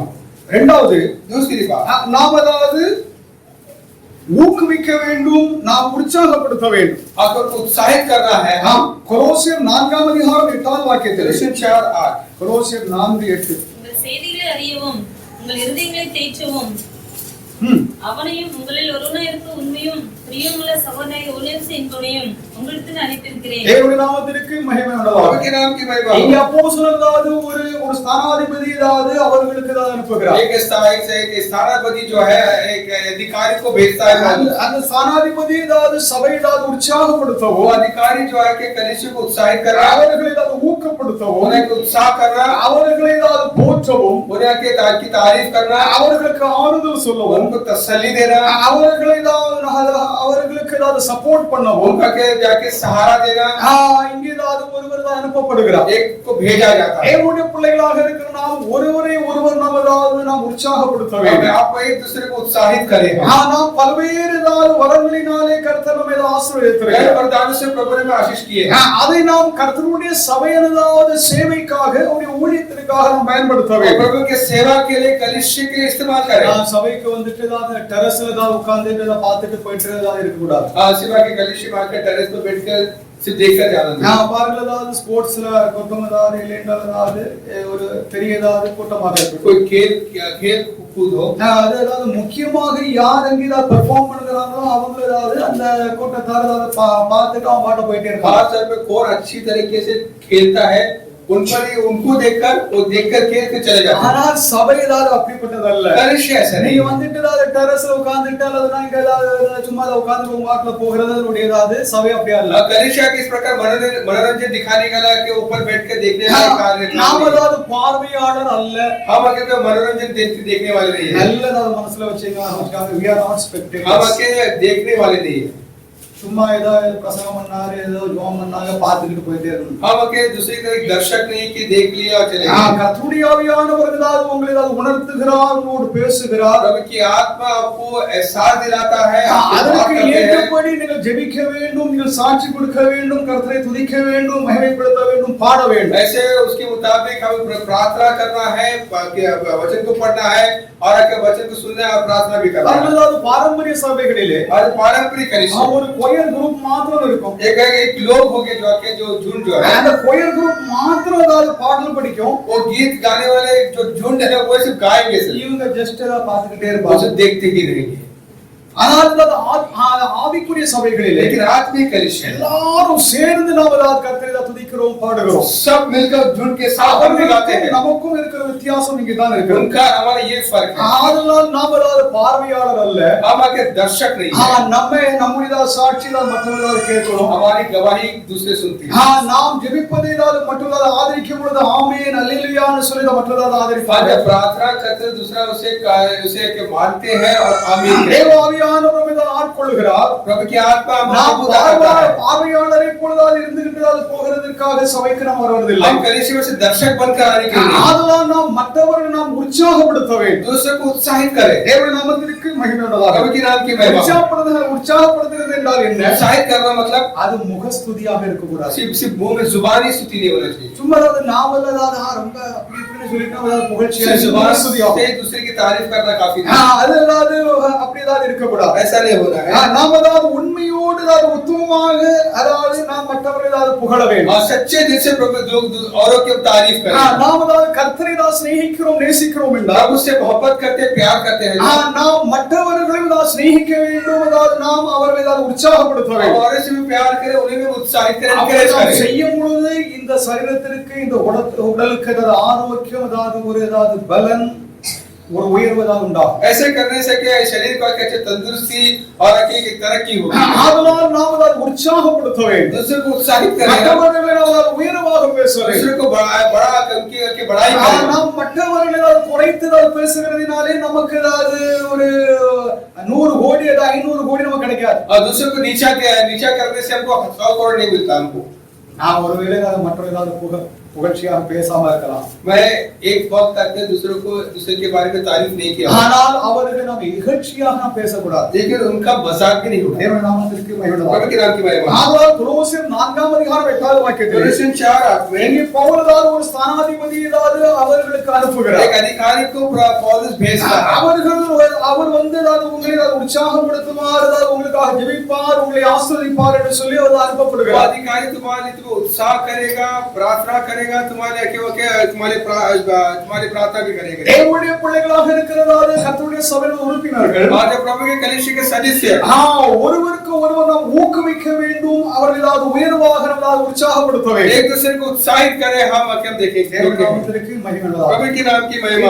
சிலரை நான் காண்கிறேன், அவர்கள் என்னாலும் மற்றவருடைய உயர்வுக்காக பேசுவார்கள், அது ஒரு நல்ல காரியமா। और कुछ व्यक्ति को मैं देखता हूँ दूसरे की बड़ाई के लिए, अच्छाई के लिए बात करते हो, अच्छी बात है। அதுல ஒரு சகோதரர் இருக்கிறார், தானாவில் இருக்கிறார், एक जो है धारा में है, அவர் எப்பொழுதும் அவருக்கு சில கவலைகள் இருக்கலாம், उनका भी उसका अपना कोई तकलीफ होगी, ஆனால் சபையில் உள்ளதால் அநேக ஜனங்கள் இப்படி உயர்வு அடைய வேண்டும், முன்னேற வேண்டும் என்று சொல்லி என்னாலும் என்கிட்ட பேசுவாங்க। लेकिन कलीसिया में इस प्रकार क्यों आगे बढ़ना है करके हमेशा சிலர் இருக்கிறார்கள், यहाँ पर कुछ लोग हैं மற்றவர்கள் உற்சாகப்படுத்துகிறவர்கள், उत्साहित करते हैं। எல்லாரும் உற்சாகப்படுத்த வேண்டும், நமக்கு ஒருவேளை அந்த மாதிரி சுபாவம் இருக்கலாம், सबको उत्साहित करना है, एक वक्त के वो स्वभाव में नहीं होगा। ஒவ்வொருவருக்கும் ஒரு விதமான சுபாவங்கள் இருக்கிறது, हर एक को अलग अलग स्वभाव है। அந்த சுபாவங்கள் இயற்கையாக தான் இருக்கலாம், कुदरती तौर से ऐसा है। இல்லையென்றால் நம்முடைய முன்பதாதையே நம்முடைய பெற்றோர்கள் இடத்துல சுதந்திரத்தினதாக இருக்கலாம், हमारे बाप दादा से जो हमको मिली हुआ स्वभाव, அந்த சுபாவம் தான் நம்மளது இயங்குகிறது, இப்பொழுது நாம் இருக்கிறோம்। उस स्वभाव में हम जाके बताते हैं। சிலர்கள் ரொம்ப கோபப்படுவாங்க, எரிச்சல் படுவாங்க, அவங்க அதுக்கு இயல்பே இருக்காம बहुत ज्यादा गुस्सा करते हैं। பார்த்தால் சாதாரண விஷயமாக தான் இருக்கும், देखिए तो बहुत छोटी बात है, ஆனால் மிகவும் எரிச்சல், கோபம், ஆத்திரம் அது ரொம்ப ஹெவியாக இருக்கும்। ये गुस्सा करते उनका बहुत गुस्सा का नाक पे रही गुस्सा। அது காலத்தில் நம்ம பார்க்கும் பொழுது எப்படி எதுக்காக உண்டாகும் சொல்லி பார்க்கணும், अगर ये क्यों इसका गुस्सा करता है कि देखिए ஒண்ணு டென்ஷன், एक तो टेंशन हो, அது டென்ஷனுடையதாவது ஃபண்டமெண்டல் காரியம் என்னவென்றால் பிளட் பிரஷர் இருக்குது, टेंशन का वजह क्या है? ब्लड प्रेशर होगा, அது அவங்களுக்கு தெரியாது, उनको ही पता नहीं। சிலவங்க சுபாவமாகவே இருக்கலாம், कुछ का स्वाभाविक हो, சிலவங்க அதை ஏதாவது ஆதரிப்பாங்க, அப்படி இருக்கணும், அப்படிதான் அப்படி இருந்தா தான் அதாவது ஆதரிப்பாங்க, कुछ लोग इसको मानेंगे कहीं का ऐसा ही हो रहा है। அது கொஞ்ச காலம் தான், थोड़े दिन, நல்ல கவனிச்சுக்காங்க, கொஞ்ச காலம் தான், थोड़े दिन के लिए हो, அது அழிந்து போயிடும், அது வேஸ்ட் ஆக போயிடும், அதனால எந்த பிரயோஜனமும் கிடையாது, वो मिट जाएगी, वो मुरझा जाएगी, या फिर देखते हैं। அது தேவனுக்கு ஏற்ற ஆத்திரமோ, தேவனுக்கு ஏற்றதாவது ஒரு பரிசுத்தமானதாவது ஒரு ஏதாவது கோபமாகவும் இருக்காம प्रभु की योग्य के पवित्र या गुस्सा नहीं है। ஏன்னா இயேசு கிறிஸ்து தான் கோபப்பட்டார். प्रभु यीशु भी गुस्सा किए। சிலவர்கள் கேட்பாங்க, उसको कहते हैं உங்களாக ரட்சகர்னு சொல்கிறீங்க, இயேசு கிறிஸ்து அவரே हमारा கோபப்பட்டிருக்கிறார். उद्धारकर्ता यीशु भी गुस्सा किए। இவனுடைய கோபத்திற்கும் இயேசு கிறிஸ்துவுடைய கோபத்திற்கும் அதாவது ஏக்கத்தோட பார்த்தால் அதாவது வானத்திற்கும் போகதான் பூமிக்கும் உள்ள வித்தியாசம். इसका गुस्सा करना, यीशु का जो गुस्सा है, जो होना के देखे तो जमीन आसमान का फर्क है। இயேசு கிறிஸ்து எதற்காக கோபப்பட்டார், சினம் கொண்டார் என்றால், यीशु क्यों गुस्सा किए? அவர் தேவனுடைய நீதியை நிறைவேற்றும்படியாகவே சினம் கொண்டாரே ஒழிய தற்புகழ்ச்சிக்காக, प्रभु के धार्मिकता को साबित करने के लिए ही उसे गुस्सा किया। தனக்காக இல்லையென்றால் தன்னுடைய உயர்வுக்காக அவர் கோபப்படல. अपने खुद की तारीफ के लिए उसे नहीं किया। அப்படின்னா அதாவது அவருடைய வாழ்க்கையில் காணப்படுகிற அந்திய நாட்களில் ஏதாவது நடைபெறுகிற சிலவற்றை அதாவது அப்படி தடுத்திருக்கலாம். ऐसे देखिए तो आप उसके जिंदगी के आखिरी के कुछ क्षणों के कार्यक्रम देख सकते हैं। அவரை யாரும் பிடிக்க முடியாது, யாரும் அடிக்க முடியாது, ஒன்றும் செய்ய முடியாது. कोई भी उसे पकड़ भी नहीं सकता, कोई मार भी नहीं सकता। அவர் ஏதாவது ஒரு ஆட்டுக்குட்டியை போல இருந்தார். एक मेमने की तरह அவர் ஏதாவது அடி ஏதாவது சகித்தார், मार को सहा। சிலவங்க ஏதாவது அவர் மேல துப்புனாங்க, थूके भी कुछ लोग, சிலவங்க ஏதாவது மண்டியில குட்டுனாங்க. और कुछ सर पे भी मारे। அவருடைய கோபத்திற்கும் மற்றவருடைய கோபத்திற்கும் அதாவது நம்ம அதாவது ஏணி வைத்தாலும் அதாவது நம்ம அதாவது செல்ல முடியாது. हमारा गुस्सा और उसके गुस्से को अगर देखें, கோபம் நம்முடைய சுபாவமாக இருக்கிற गुस्सा हमारा स्वभाव है। அது நமக்கு ஏதாவது எந்த ஒரு பயனையும் அதாவது தராது. கொஞ்ச காலம் அதாவது இருக்கலாம், பின்பு அதாவது மறைந்து போகும் அதாவது இருக்கிறது. वो कुछ फायदा हमें नहीं दे सकता। நாம் உண்மையோடு மற்றவர்களை புகழ வேண்டும், அதாவது அவர்களுக்கு ஒரு ஆதரவு அதாவது ஒரு காம்ப்ளிமெண்ட் கொடுக்கணும். हम सच्चे दिल से औरों की तारीफ करें और उनके आके उनकी बड़ाई करें। சிலவங்க ஏதாவது உயர்வை ஏதாவது சிலவங்களுக்கு ஏதாவது பிடிக்காது. और कुछ लोग को आके बड़ाई करना पसंद नहीं है। உயர்வை ஏதாவது பிடிக்காது என்றால் बड़ाई करना पसंद नहीं है। அவங்களுடைய ஏதாவது சில ஏதாவது நற்காரியங்கள் ஏதாவது செய்கிறதால இவங்க ஏன்னா இவங்க அப்படி செய்யல, இவங்க கிட்ட அப்படி இல்ல, அந்த திராணி இல்லைன்னு சொல்லி அதை ஏற்றுக்கொள்ள மாட்டாங்க. वो खुद आके नहीं कर पाने की वजह से दूसरे जब करते तो उनको पसंद नहीं करते। நாம் அதாவது மற்றவர்களை நாம் ஊக்குவிக்க வேண்டும், दूसरों को उत्साहित करें। மற்றவர்களை நாம் அதாவது ஊக்குவிக்க வேண்டும், उत्साहित करें। தேவனுடைய நாமத்திற்கு மகிமையுள்ளதாக. प्रभु के नाम की அப்படி நாம் செய்யும் பொழுது कैसे करेंगे तो இந்த உடலுக்கு ஒரு ஆரோக்கியம் அதாவது ஒரு ஏதாவது பலன் ஒரு ஏதாவது வல்லமை ஏதாவது உண்டாகும். इस बदन को एक अच्छी तंदुरुस्ती, एक ताकत। இரண்டாவது காரியம் நாம் பார்த்து கொண்டிருக்கிறது என்றால் என்னவென்றால் ஒருவரை ஒருவர் நாம் அதாவது ஊக்குவிக்க வேண்டும், உற்சாகப்படுத்த एक வேண்டும். दूसरे को उत्साहित करना। அவருடைய நல்ல காரியங்கள் அதாவது அதை நாம் அதாவது உற்சாகப்படுத்த வேண்டும். भले काम के उसके उत्साहित। ஒருவேளை அவங்க கிட்ட ஏதாவது தீமையான காரியங்கள் இருந்தால் அவர்களுக்காக நாம் ஜெபிக்க வேண்டும். एक बात है कि उन पे बुराई होगी, उनके लिए प्रार्थना करें। நாம் ஜெபிக்க தான் வேண்டும், வேற ஒண்ணும் செய்ய வேண்டாம். प्रार्थना ही कर सकता और कुछ नहीं कर सकता। தேவனுடைய நாமத்திற்கு மகிமை உண்டாவதாக. प्रभु के नाम की महिमा। மூன்றாவது तीसरी बात, நாம் அதாவது சபைக்குள்ளாக கோல் சொல்லி அது தெரியக்கூடாது. हम एक दूसरे को चुगली ना करें। कलीसिया கோல் சொல்லுதல் என்பது என்னென்றால் चुगली करना है, அதுதாவது வம்பு பேச்சு, और के बारे में कहना, அதுதாவது வம்படிக்கிறதாகும். आके दूसरे के बारे में के भरा மற்றவர்களை நாம் அவதூறாக பேசுகிறதாகும். दूसरों को के बारे में बेइज्जती करना। தேவனுடைய ஜனங்களுக்குள்ளாக கோல் சொல்லி அது தெரியாதே என்று சொல்லி வேதம் நமக்கு தான் சொல்லுகிறது. बाइबल में ये सिखाते हैं कि औरों के ऊपर चुगली ना करें। பொதுவாக வந்து உறுப்பினர்கள் और जो सदस्य जो है வம்புகளை ஏதாவது உருவாக்கி ஒரு ஸ்கேண்டலை ஏதாவது அவங்க பரப்பிடுவாங்க. इस प्रकार से चुगली अकेले फैलाते हैं और झगड़े में खत्म होते हैं। ஏனென்றால் நாம் எல்லோரும் பாவிகளாக இருக்கிறோம். हम सब पापी हैं, நாம் எல்லோரும் குற்றவாளிகளாக हम இருக்கிறோம். सब आके நாம் அதாவது குற்றவாளிகளாக இருக்கிறதுனால தான் அதாவது இந்த வம்புகளை நாம் அதாவது பெருக்கி விடுகிறோம். हम आके मुजरिम इसलिए इस प्रकार के आके झगड़ा आके बढ़ा இவைகளினாலே ஏதாவது பிரிவினை உண்டாகிறது. या के जुदाई को लाती है। ये ஒரு காரியம் நமக்கு ஏதாவது தெரிந்து விட்டால் अगर एक बात पता चला तो அதை நாம் சொல்லுகிறதுனாலே நமக்கு என்ன பிரயோஜனம்? वो कहने से क्या फायदा? ஒருவர் ஏதாவது எல்லாருக்கும் அதாவது நமக்கு ஏதாவது ஃப்ரீடம் அண்ட் ரைட்ஸ் உண்டு. सबको आजादी है। நாம் அதாவது எப்படி நடக்க வேண்டும் நடக்கக்கூடாது என்பதை நாம் அறிந்திருக்கிறோம். हम कैसा चलना चाहिए, மற்றவர்களுடைய ஏதாவது ஆளுகையிலே நாம் இருக்க வேண்டும் என்று சொல்லி நாம் அதாவது எதிர்பார்க்கக்கூடாது. दूसरे के अधिकार में रहना करके हम மனிதர் எல்லாம் அதாவது விடுதலையோடு நாம் இருக்க வேண்டும் என்று சொல்லி ஆண்டவர் விரும்புகிறார். यही चाहता है कि हम सब आजादी से रहें। தேவனுடைய நாமத்திற்கு மகிமை உண்டாவதாக. नाम की महिमा। தேவனுடைய பிள்ளைகளாக இருக்கிற நாம் प्रभु के लोग हम இந்த பிரிவினைகளை நாம் அதாவது தடுக்க வேண்டும் என்றால் ये जुदाई को अगर दूर करना நாம் கேட்கிற ஒரு செய்தியை ஏதாவது மற்றவர்களுக்கு அப்படி பாஸ் பண்ணிக்கிட்டே இருக்க கூடாது. एक खबर अगर सुनते हैं तो दूसरों को हमेशा नहीं कहते हम। அப்படி நாம் பாஸ் பண்ணுகிறதுனாலே ऐसा कहने से பிரிவினைவாதம் அதாவது அதிகரிக்கிறது.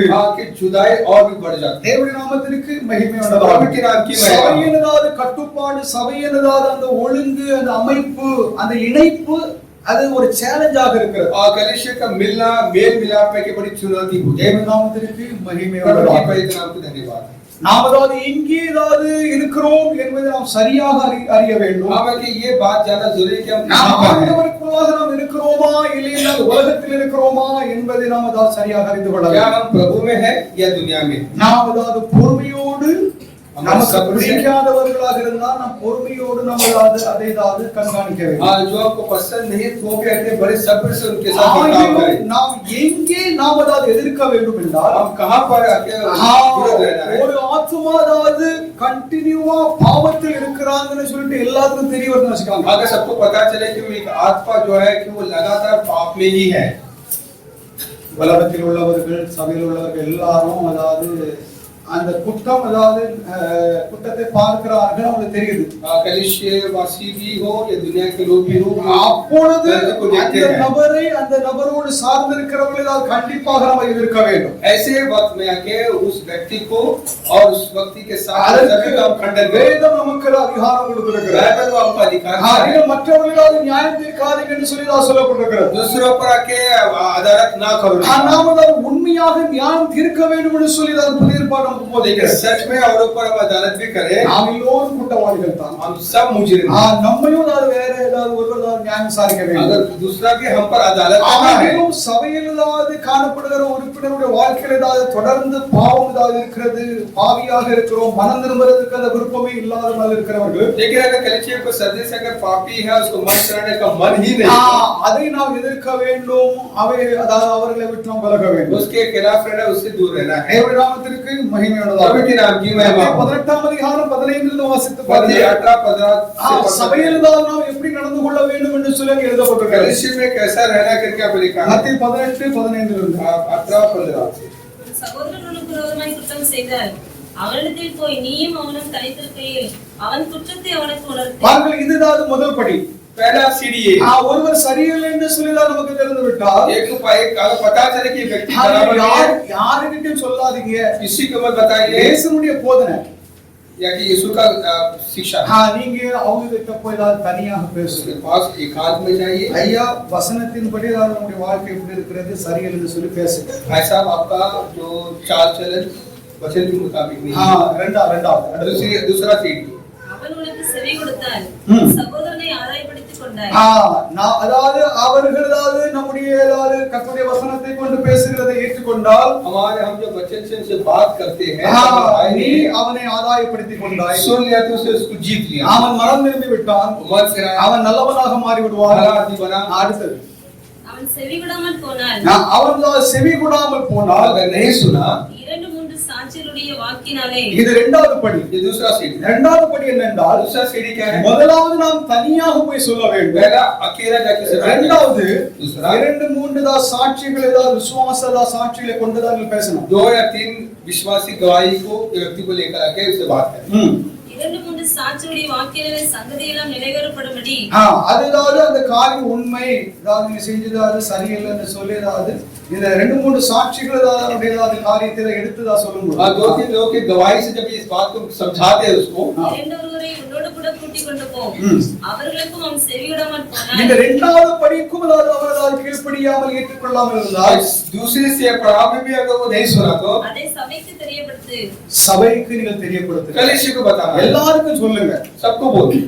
கர்த்தருடைய நாமத்திற்கு இயேசுவின் நாமத்திற்கு அவருடைய சபைக்கு இகழ்ச்சியாக இருக்கிறார் என்று சொல்லி நாம் சபைக்கு சொல்ல வேண்டும். प्रभु के कलीसिया के लिए कि या के बड़ाई करके मजाक बन के रह गया करके சபைக்கும் செவி கொடாமல் இருப்பான். சபைக்கும் அதாவது அந்த ஆத்மா செவி கொடுக்கவில்லை என்றால் अगर कलीसिया की बात अगर नहीं सुना तो அவன் உனக்கு அந்நியானை போலவும் ஆயக்காரனை போலவும் இருப்பானாக. அந்நியானி ஏதாவது ஆயக்காரன் என்றால் பாவியாக இருப்பானாக என்று சொல்லி वो एक वसूल लेने वाला जैसा या के गैर कौम जैसा அவருக்கும் நமக்கும் சம்பந்தமே இல்லை. हमारा कोई रिश्ता नहीं. அவன் மனம் திரும்பவோ मन फिराना ரட்சிப்பை பெறவோ उद्धार को पाना அதாவது இயேசு கிறிஸ்துவுடைய அந்த மன்னிப்பை பெறவோ அவனுக்கு இஷ்டம் இல்லை. यीशु की उस माफी को पाने का मन ही नहीं. அவங்களை விட்டுருங்க. छोड़ दो। இதுதான் ஏதாவது ஒரு முறைமையாகும். ये ठीक है தேவனுடைய நாமத்துக்கு மகிமை உண்டாவதாக. ஆதலால் நாம் அதாவது மற்றவர்களை குறித்து நாம் அதாவது போல் சொல்லி வம்படித்துதான் தெரியக்கூடாது என்று வேதம் சொல்கிறது. और के बारे में ऐसे चुगली करके हम आगे उनके बातों को फैलाए नहीं। பாவம் அதாவது நம்ம ஏதாவது பாவம் தேவனை விசனப்படுத்துகிறது. पाप जो है कि वो प्रभु को दुख पहुंचाती है முழு சபையும் அதாவது அது கெடுக்குது. और पूरी कलीसिया को खराब कर देती है। பாருங்கள் இப்படித்தான் அதாவது கொரிந்திய சபையில் அதாவது ஒரு பாவம் அதாவது நிகழ்ந்தது. देखिए कोरिन्थियस कलीसिया में ऐसे एक पाप हुआ। அந்த சபையில் அதாவது எல்லா வரங்கள் எல்லா தீர்க்க தரிசனம் எல்லாமே இருந்தது. उस कलीसिया में सारा वरदान இந்த सारे हुनर था। பாவமும் இருந்தது. ये पाप भी था। ஆனால் அந்த ஜனங்கள் அதை கண்டும் காணாதவர்களை போல இருந்தாங்க. देखिए वहां के लोग देख कर भी अनदेखी। இந்த பாவத்தை குறித்ததான ஒரு ரிப்போர்ட் அதாவது அப்போஸ்தலனுக்கு வந்தது. ये पाप के बारे में ये जो खबर அவர் அதை எச்சரித்ததா தாக்கி எழுதுகிறார். चेतावनी देकर लिखता है। அந்த தீயவனை அதாவது மூடி விட்டதால் விரட்டி வெளியே ஏத்துங்க. ऐसे इंसान को कलीसिया से बाहर करो। அவர் அதாவது முழு சபையை கெடுத்து கொண்டிருக்கிறான். அதை நாசைகிறார். he is corrupting the whole church. कलीसिया को खराब कर रहा है। அப்போ ஒருவனுடையதான பாவம் தீட்டு மற்றவர்களையும் அதை தாக்கும். एक व्यक्ति का जो है पाप है कि दूसरे को खराब करता है। அதனால் தான் கர்த்தருடைய சபையில்தாவது திருவிருந்து इसमें प्रभु के कलीसिया में எல்லோரும் பரிசுத்தமாக அவர்களால் அதை அனுசரிக்க வேண்டும் என்று சொல்லி வேதம் நமக்கு போதிக்கிறது. पवित्र दिल से आके उसका के वजह से ऐसे हम उसे ले रहे हैं। பாவ வாழ்க்கையில் இருந்து கொண்டே இதை அனுசரிக்கிறவர்கள் आपकी जिंदगी में रहकर उसे लेंगे तो கால போக்கில் அவருடைய வாழ்க்கை சரிவடையும். वक्त गुजरते गुजरते उनकी जिंदगी आके फिसल जाएगी। ஆதலால் தேவனுடைய பிள்ளைகளாக இருக்கிற நாம் மற்றவர்களை குறித்து நாம் ஏதாவது கோல் சொல்லி தெரியக்கூடாது. दूसरे के बारे में चुगली ना करें। மற்றவர்களை குறித்து வம்பு பேச்சு நாம் செய்யக்கூடாது. दूसरे के बारे में के लड़ाई झगड़ा ना நாம் ஒரு காரியத்தை அதாவது கேட்கிறோம். एक के बारे में सुनते हैं। உண்மையா பொய்யா என்று சொல்லி நாம் காணவில்லை. वो सही है या गलत है पता नहीं।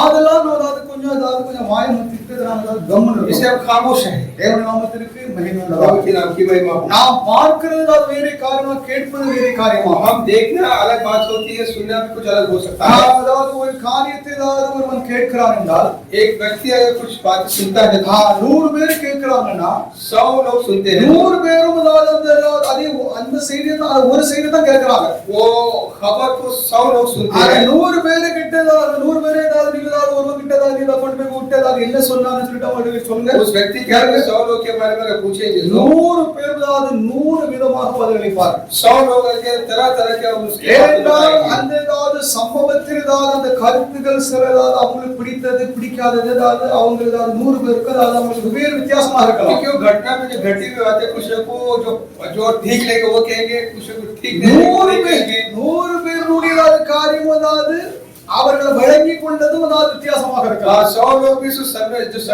समझे होगा वो भी अलग होगा। அந்த 100 பேர் இன்னொரு 100 பேருக்கு சொன்னா அது टोटली வேறு விதமாக சொல்லுவாங்க. वो 100 लोग दूसरे को और 100 लोगों को बताए तो अलग होगा। அதனால தான் நல்ல நாட்களின் காலத்துல आजकल के आधुनिक जमाने में ரெக்கார்ட் பண்றோம், டேப் ரெக்கார்ட் பண்றோம். हम केस रिकॉर्ड करते हैं। அந்த வார்த்தை வரும்போது மாறாது. वो बातें नहीं बदलती। ஆனா இப்ப கோர்ட்ல என்ன செய்யறாங்கன்னா कोर्ट में क्या அந்த வார்த்தை மேனிபுலேஷன் பண்ணுகிறாங்க அப்படின்னு சொல்லிட்டு அதையும் ரொம்ப விஞ்ஞான ரீதியாக அதை செக் பண்றாங்க. लेकिन आपको उससे भी लाके करके ना बनावटी आवाज से निकाल कर दिखाते करके उससे भी आगे नहीं मानते। இவர் இந்த வார்த்தை பேசினாரா இல்ல வேற ஒருவர் குரல் கொடுத்து பேச வைக்கப்பட்டிருக்கிறதா? क्या ये असली में इस व्यक्ति की आवाज है या दूसरे ने इसकी आवाज निकालने बात? ஆதலால் நாம் மற்றவர்களை குறித்து நாம் வம்பு பேச்சுகள் செய்யக்கூடாது. औरों के बारे में हम के चुगली करें। வம்பு பேச்சுகளை நாம் விட்டு விட்டோம் என்றால் चुगली छोड़ देंगे जो வம்பு பேச்சுகளை நம்ம வளர்த்து விட்டோம் என்றால் अगर बढ़ाते जा रहेंगे அவர் பிரிஞ்சுதான் இருப்பாங்க. सब आके अलग अलग ही ஏன்னா ஒருத்தரை குறித்து காரியம் உங்களுக்கு தெரியும். एक के बारे में पता आपको, இவங்களை பற்றி அவங்களுக்கு தெரியும். इसके बारे में उसको पता है, இவங்களுக்கு தெரியும். उसके बारे में उसको पता है, இவங்களை பற்றி அவங்களுக்கு தெரியும். और इसके बारे में उसको पता है। அதெல்லாம் அவசியமே கிடையாது. जरूरत ही नहीं। வேதம் அப்படிப்பட்டதை ஆதரிக்கவே இல்லை. बाइबल ऐसे कार्य को அப்படி स्वीकार नहीं करती। செய்தோம் என்றால் சபை கட்டப்படாது. ऐसा रहेंगे तो कलीसिया बाधा नहीं जाएगी। ஏற்கனவே நாம் பார்த்து கொண்டிருக்கிற தலைப்பில் கர்த்தருடைய சபை இந்த ஆத்மீக இந்த வீடு இது எப்படி கட்டப்படுகிறது, யார் கட்டுகிறார் என்பதை தான் நாம் பார்த்து अब आगे கொண்டிருக்கிறோம். जैसा देखे कि आत्मिक घर कलिसिया जो है कैसा बांधा जाता है। தேவனுடைய பிள்ளைகளாக இருக்கிற நாம் கோள் சொல்லுதல், வம்படிக்கிறது நாம் விட்டுவிட வேண்டும். हम प्रभु के लगे औरों के आगे चुगली करना, उनके बारे में के बुरा भला कहना छोड़ दे। நீங்க எல்லாரும் செஞ்சுட்டு இருக்கிறீங்கன்னு சொல்லி நான் சொல்லல. आप लोग करते हैं कि मैं नहीं कहता। வேதத்தில் கொடுக்கப்பட்டிருக்கிற இந்த சத்தியத்தை தான் நீங்கள் வழங்கிக் கொள்ளும்படியாக, बाइबल में जो लिखी सच्चाई को आप समझने के நீங்கள் लिए, அறிந்து கொள்ளும்படியாகவே நான் உங்களுக்கு நான் आप போதிக்கிறேன். जानने के लिए मैं कहता हूँ। நான்காவது, चौथी बात, ஆராதனையும் அதாவது ஜெபமும் செய்ய வேண்டும். आराधना और प्रार्थना भी करना है। நாம் ஒருவருக்கு ஒருவர் நாம் ஜெபிக்க வேண்டும். आपस एक दूसरे के लिए प्रार्थना நாம் करें, எல்லோரும் சேர்ந்து நாம் ஆராதனை செய்ய வேண்டும். मिलकर आराधना करें। கர்த்தர் தம்முடைய சபையை தான் ஏதாவது கட்டுகிறாரே ஒழிய अपने कलिसिया के ही प्रभु बांधता है, ஒருவரை ஏதாவது ஆண்டவர் கட்டல.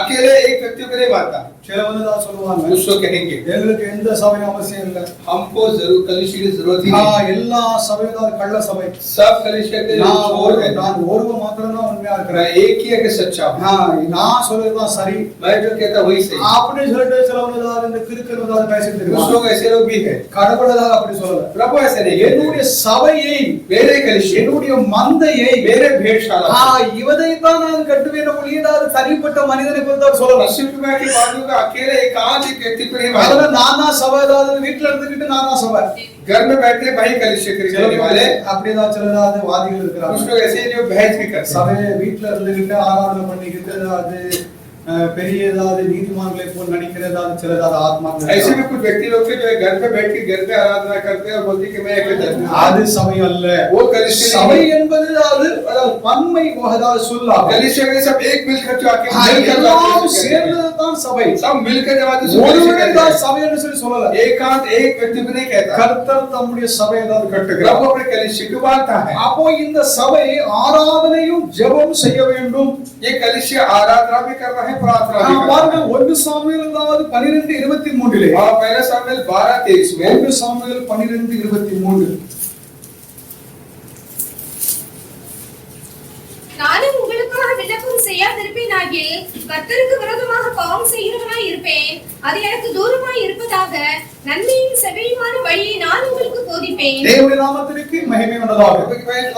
இங்கே தீர்க்கனாகிய சாமுவேலுடைய வார்த்தை தான் எழுதப்பட்டிருக்கிறது. यहाँ पर नबी सामुएल के बातें आपको लिखा அவர் है। என்ன சொல்கிறார் वो क्या कहता என்றால், है? நான் உங்களுக்காக ஜெபிக்கவில்லை என்றால் अगर मैं आपके लिए प्रार्थना नहीं நான் किया, பாவம் செய்கிறவனாக இருப்பேன் என்று சொல்லி அவர் मैं சொல்கிறார். बड़ा पापी ठहरूंगा कहता है। ஆதலால் நாம் ஒருவருக்கு ஒருவர் ஜெபிக்க வேண்டும். इससे एक दूसरे के लिए प्रार्थना करें மற்றவர்கள் நமக்காக ஜெபிப்பார்கள்.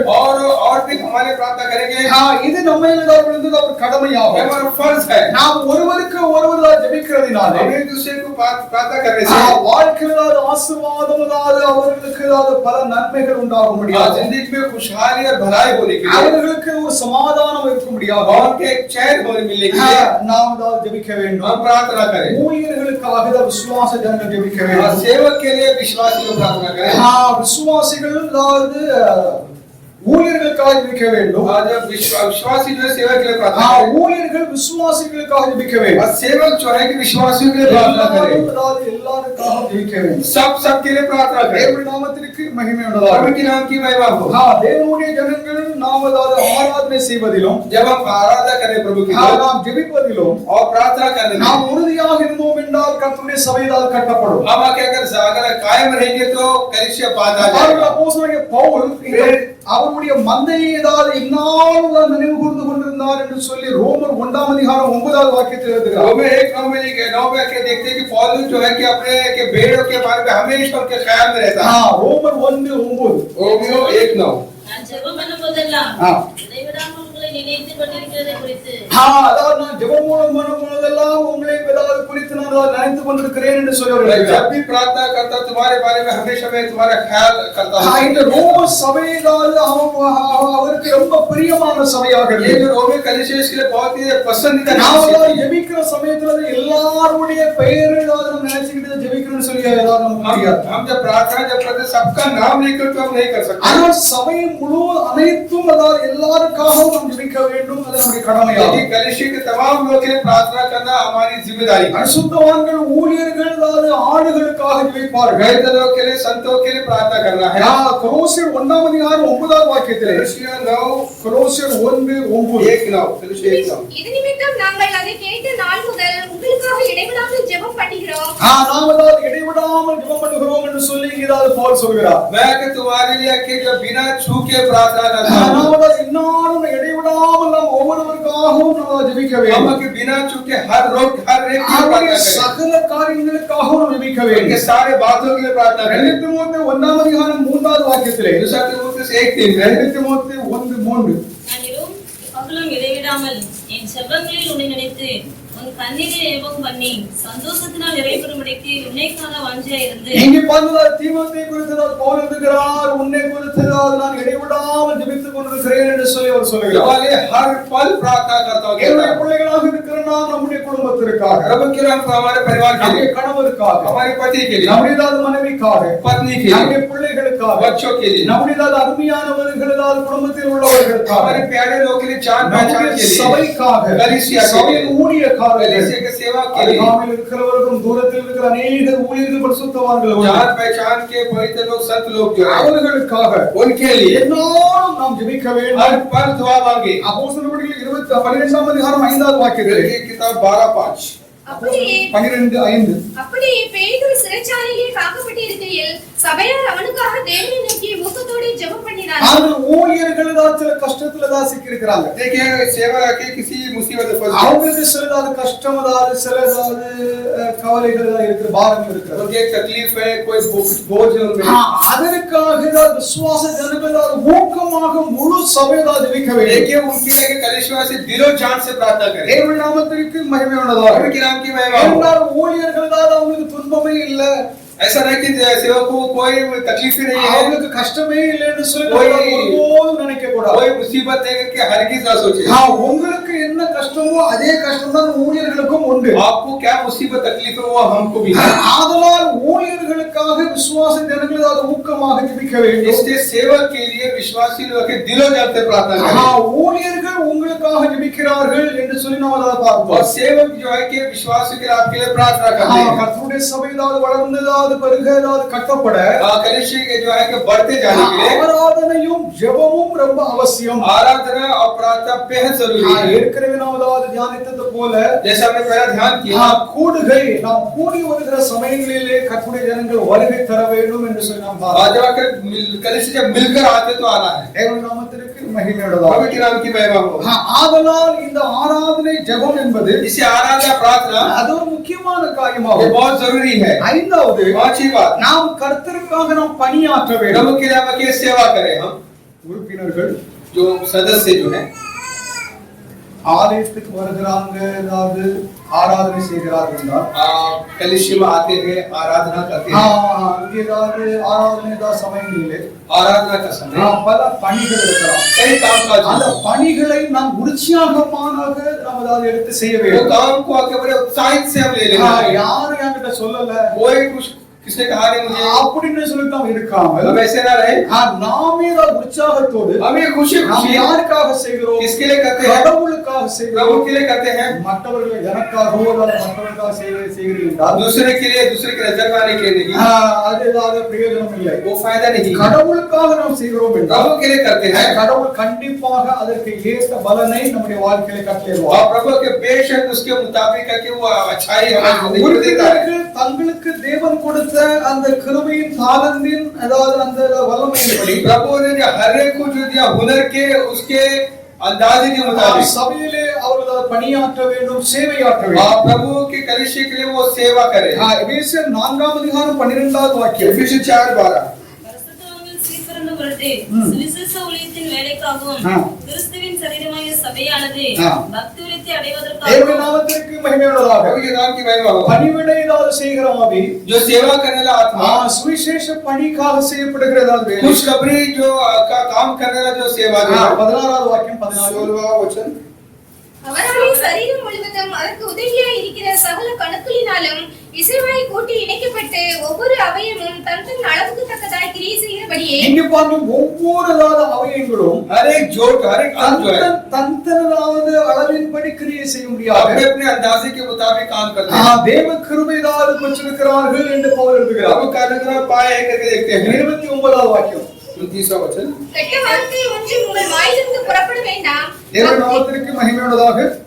प्रभु की नाम कहवा ஆதலால் இந்த வசனத்தில் முந்தியதாக பிந்திய வாக்கியம் பக்தி விருத்திக்கு ஏதுவான நல்ல வார்த்தை உண்டானால் அதையே கேட்கிறவர்களுக்கு பிரயோஜனம் உண்டாகும்படி பேசுங்கள். தேவ நாமத்திற்கு மகிமையுள்ளதாக. பக்தி விருத்தியால் உண்டாகத்தக்கதான வார்த்தைகளை நாம் அதை பயன்படுத்த வேண்டும். भक्ति में तरक्की होने जैसा अच्छी बातें हम करें। விசுவாசத்தில் அவர்களாவது வளர்ந்து செல்லும்படியாக உற்சாகமூட்டும் வார்த்தைகளை நாம் கொடுக்க வேண்டும். जो विश्वास में बढ़ती होने जैसा अच्छी बातें करें हम।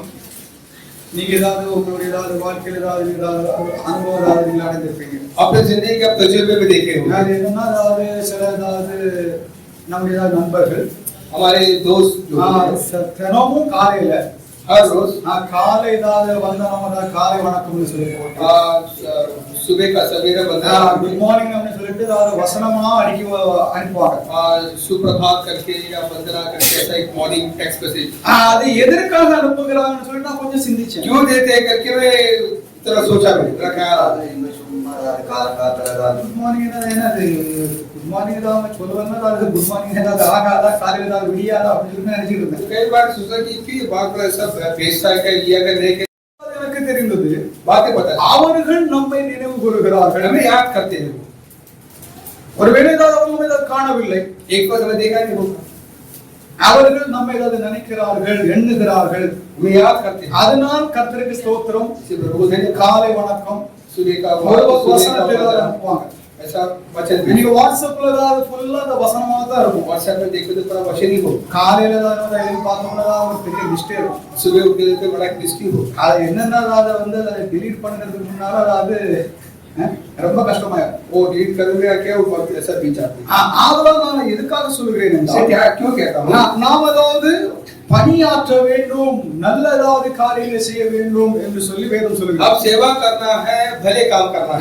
தேவனுடைய நாமத்திற்கு மகிமையுள்ளதாக. प्रभु के नाम की महिमा हो। கிருபையின் வரங்களை நாம் அதாவது பயன்படுத்த வேண்டும். अनुग्रह का वरदान का इस्तेमाल தேவனுடைய करें। பிள்ளைகளாக இருக்கிற நமக்கு தான் கிருபையின் வரங்கள் கொடுக்கப்பட்டிருக்கிறது. प्रभु ने हमें अनुग्रह का वरदान दिया है। அந்த வரங்களை நாம் அதாவது கர்த்தருடைய அதாவது பணியிலே நாம் அதாவது அதை அதாவது பயன்படுத்த उस வேண்டும். वरदान को प्रभु के सेवा के लिए इस्तेमाल करें। நாம் கர்த்தருக்கு நாம் ஊழியம் செய்ய வேண்டும். प्रभु के लिए सेवा करें। ஒருவேளை ஏதாவது நாம் அதாவது ஊழியக்காரனாக ஏதாவது ஒருவேளை ஏதாவது இருக்காமல் இருக்கலாம். एक बार हम सेवक नहीं हो सकते।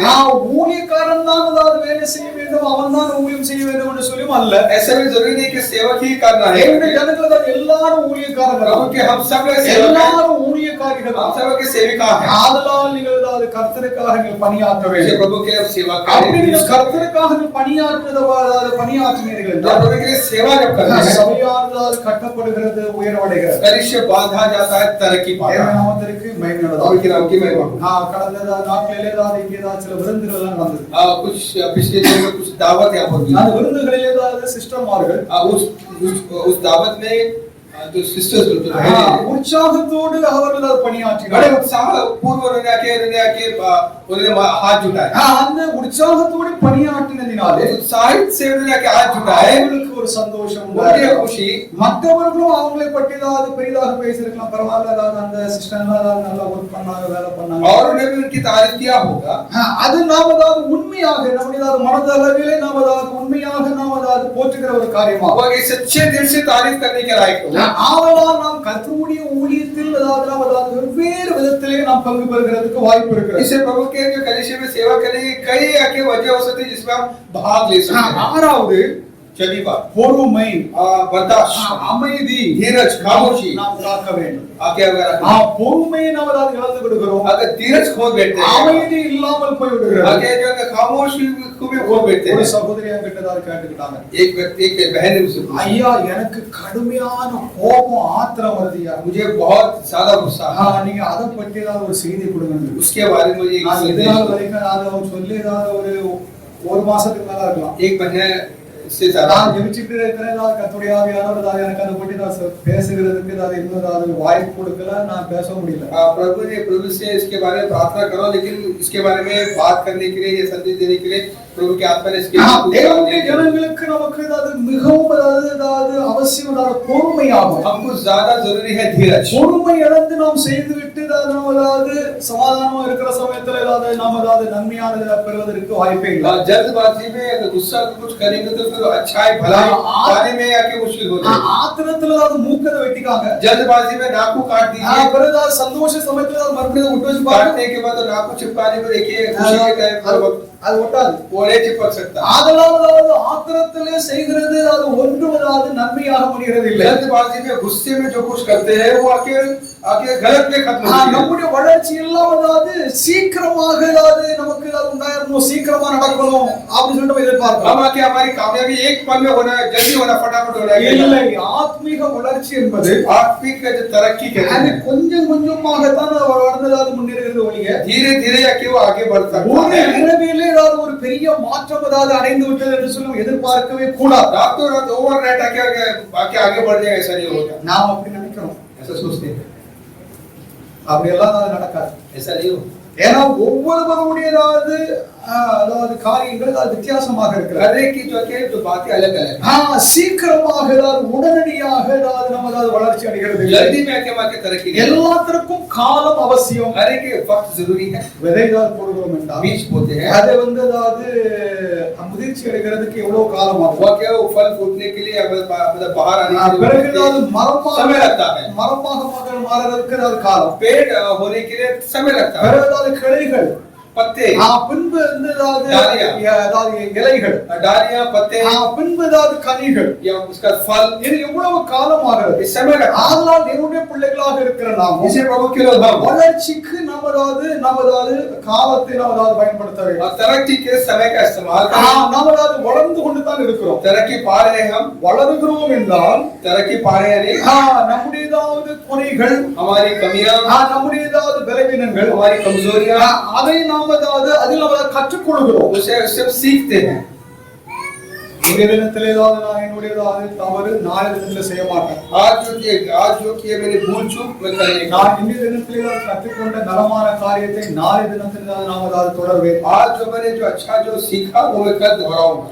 நாம் அதாவது மன்னிப்பை கொடுப்பதும், माफी देना, நாம் அதாவது மனக்கசப்பு எரிச்சலை நாம் அதாவது விட்டு விடுவதும், गुस्सा को दूर करना जरूरी है. சிலவங்களுக்கு ஏதாவது எரிச்சல் ஏதாவது அவங்களுக்குள்ளாகவே ஏதாவது இருக்கு. कुछ लोगों को गुस्सा उनके अंदर ही होता है, அதை வெளிப்படுத்த மாட்டாங்க, बाहर दिखाई नहीं. அதாவது உள்ள வச்சிருக்கிறது அதாவது நம்முடைய ஏதாவது முகங்களில் ஏதாவது நம்முடைய முகத்திலே தெரியும். अंदर जो रखा वो चेहरे पे दिखाई देगा. ஆதலால் நாம் அதாவது மற்றவர்களுக்கு ஏதாவது மன்னிப்பை நாம் வழங்க வேண்டும். औरों को माफ करें. மற்றவர்கள் ஏதாவது நம்ம ஏதாவது மன்னிக்காமல் போனாலும் சரி, और आके हमें माफी दे या ना दे, நாம் ஏதாவது மற்றவர்களை ஏதாவது மன்னிக்க வேண்டும். हम औरों को माफ करें. தேவ நாமத்திற்கு மகிமை प्रभु உண்டாவதாக. के नाम की महिमा हो. கிருபை உள்ள ஒரு பொறுமை, अनुग्रह से भरा एक धीरज. மற்றவர்களால் உயர்வடைய காலங்களை நாம் அதாவது நாம் கொஞ்சம் காத்திருக்கணும். औरों की तरक्की के लिए वो होने के लिए हम इंतजार करें. தேவ நாமத்திற்கு மகிமை உண்டாவதாக. की महिमा. 3 ஆண்டு காலம் அதாவது அப்போஸ்தலர்கள் இயேசுவோடு இருந்தார்கள். 3.5 साल प्रेरित आके प्रेरित यीशु के साथ रहे. அவர்கள் அதாவது இயேசுவிடம் அதாவது கற்றுக்கொண்டதை, उन्होंने यीशु से क्या सीखे, அவர்கள் அதாவது உயர்வடைந்ததை, उनके जैसे तरक्की पाया.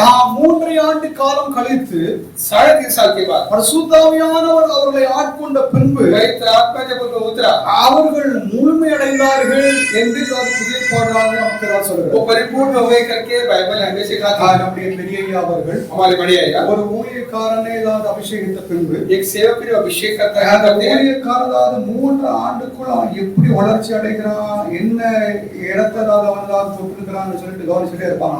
वो 3.5 साल में उसने क्या सीखा, कितना उसकी बढ़ोतरी हुई, तरक्की हुई. 3 ஆண்டு காலத்திற்கு உள்ளாகவே 3.5 साल के अंदर அவன் ஏதாவது கிருபைப்பட்டவனாக சகலத்தையும் செய்யாதவனுக்கு அதாவது வல்லமை இருக்கிறது என்று சொல்லி அறிஞ்சோம். पाया हुआ और सर्व ओके अच्छे सामर्थ्य உடனடியாக அவர்கள் ஊழியக்காரர்களாக அவர்களை மாற்றி விடுவாங்க. फौरन सेवा के उस दर्जे पर उसको रखा है. காலத்தை நீங்கள் கவனிங்க, समय को देखिए. 3 ஆண்டு காலம், 3.5 साल. நாமெல்லாம் அப்படிதான். हम ऐसे 2002 மார்ச் நினைக்கிறேன் 2002 மார்ச் ஏப்ரல் தெரியல அப்பொழுதுதான் அதாவது என்ன ஏதாவது ஊழியக்காரராக கூறராக ஏதாவது அபிஷேகம் सेवा करके मुझे अभिषेक किया 2005 அதாவது என்ன ஏதாவது இங்க ஏதாவது தாராவில ஏதாவது பாஸ்டராக ஏதாவது என்னுடைய அப்பா ஏதாவது இங்க அனுப்பிட்டார் 2005 में प्रभु जो मेरे पिताजी ने धारावी का सेवक मेरे நான் எதற்காக சொல்லுகிறேன்னா मैं क्यों कहता हूँ ஒருவருடைய வளர்ச்சி அவர்கள் ஏதாவது என்ன செய்ய முடியும் என்ன செய்வார்கள் என்று ஏதாவது அந்த ஏதாவது எஜமானதாவது கவனிக்கிறார் एक मालिक देखता है कि उसके जो नौकर की बढ़ोतरी किस हद तक है நம்ம திருமணாவது நம்முடையதாவது விசுவாசத்தில் अनेक பேர் ஏதாவது முதிர்ச்சி அடைந்தவர்கள் இருக்கிறார்கள் हमारे सामने में कई जो विश्वासी बच्चे கர்த்தருடைய ஆவியானவர் எனக்கு ஏதாவது என்னைக்கு சொல்லுகிறாரோ प्रभु की आपका मुझे जब कहते हैं அன்னைக்கு ஏதாவது இங்கே ஏதாவது உள்ளதாவது 2-3 தடவை ஊழியக்காரனாக நான் மாற்றப்படுவேன் वहां पर 2-3 को कि मैं सेवा के लिए कि उनको आके मैं बुलाऊंगा தேவனுடைய நாமத்திற்கு மகிமை உண்டாவதாக प्रभु की नाम की महिमा हो ஒத்திலி நான் செய்ய மாட்டேன் अकेले नहीं करूंगा கூட ஏதாவது மற்ற ஏதாவது மூப்பதாவது ஏதாவது பெரிய ஊழியர்கள் ஏதாவது முன்பாக தான் ஏதாவது அபிஷேகம் और பண்ணுவாங்க मेरे साथ आके जो बुजुर्ग सेवक लोग भी साथ रहेंगे நான் தனிப்பட்ட முறையில் ஏதாவது ஊழியத்தை செய்ய ஏதாவது எனக்கு ஏதாவது விருப்பம் கிடையாது मेरा मन नहीं होता कि मैं अकेले रह के कुछ सब நம்மளை காட்டுறது மூப்பர்கள் பெரியவர்கள் இருக்கிறார்கள் हमसे बढ़कर जो बुजुर्ग सेवक है எல்லாரும் சேர்ந்து தான் ஏதாவது ஒரு ஊழியக்காரனை ஏதாவது அபிஷேகம் படுத்தணுமே ஒழிய सब मिलकर एक कुछ सेवक करके बड़ा अभिषेक करना है தனிப்பட்ட முறையில் ஏதாவது செய்கிறது ஏதாவது அது சரியான காரியமே அல்ல बालक निजी तौर से करना वो गलत है அதெல்லாம் நாம் பொறுமை காக்க வேண்டும் इसे धीरज रखना வளர்ச்சிக்கு ஏதாவது காலங்கள் ஏதாவது நமக்கு ஏதாவது அவசியம் तरक्की के वक्त जरूरी है சின்ன பிள்ளைகளாவது ஒரு குழந்தையில பிறக்குதுன்னா बच्चे पैदा होते हैं அது பிறந்த உடனே நடக்காம செய்யுது एक नन्हा शिशु जो है वो के पैदा होते चलता नहीं அது ஏதாவது ஊந்து போகுது वो आके रेंगता है அது கொஞ்சம் எழுந்து நிற்குது थोड़ा खड़ा रहेगा அது ஏதாவது தடுமாறி கீழே डगमगाएगा लड़खड़ाएगा गिर पड़ेगा ஒரு ஏதாவது ஒரு ஏதாவது ஒரு எதையாவது ஒன்று பிடிச்சுக்கிடுது सपोर्ट के लिए दीवार को पकड़ेगा चेयर को पकड़ लेगा நடக்குது धीरे धीरे நடக்கிற சமயத்துல பொத்து கீழே விடும் चलते वक्त गिर पड़ेगा திரும்பி எழுப்பும் वापस उठेगा அதாவது ஏதாவது கீழே விழுந்துட்டோம்னு சொல்லி பார்க்காது वो गिर गया करके सर वापस लेटा नहीं रहेगा அழவும் செய்யாது रोएगा भी नहीं அதாவது கீழே விழுந்துட்டுனா மறுபடியும் எழும்பும் गिरा तो वापस उठेगा இப்படியே ட்ரெயின் ஆகி ऐसे कसरत का ஒரு வயசுக்குள்ளாக அதாவது பிள்ளை அதாவது நடக்காது एक साल में बच्चा जो है चलना शुरू करता है போக போக फिर जाते जाते எவ்வளவோ காரியங்களை கற்றுக்கொள்ள வேண்டியது कितने ही सीखना है எவ்வளவோ வளர்ச்சி இருக்குது कितना ही तरक्की पाने का पाना है பிள்ளைகளாக இருக்கிற நாமும் इसे प्रभु के लिए வளர்ச்சி அடைவதற்கு நாம் இடம் கொடுக்க வேண்டும் तरक्की पाने के लिए हम जगह देना मौका देना அதனால் நாம் வளர வேண்டும் बढ़ना है நாம் அதாவது வளர்ச்சி அடைகிறவர்களுக்கு நாம் அதாவது தடை செய்யக்கூடாது जो तरक्की करके उनको रुकावट न डाले நாம் அவர்கள் அதாவது வளர விட வேண்டும் उनको आगे बढ़ने के लिए मौका देना அதனால் மனக்கசப்பு அதாவது எரிச்சல் தான் நமக்கு அதாவது இருக்கிறது நாம் அதாவது கைவிட வேண்டும் करवाहट गुस्सापन हमसे दूर करेगा நாம் அதாவது கிருபையோடு பொறுமையோடு நாம் அதாவது செய்தோம் என்றால் अनुग्रह से और बड़े धीरज से करें ஒரு ஆத்மீக வளர்ச்சி உண்டாகும் சபை கட்டப்படும் एक आत्मिक तरक्की होगी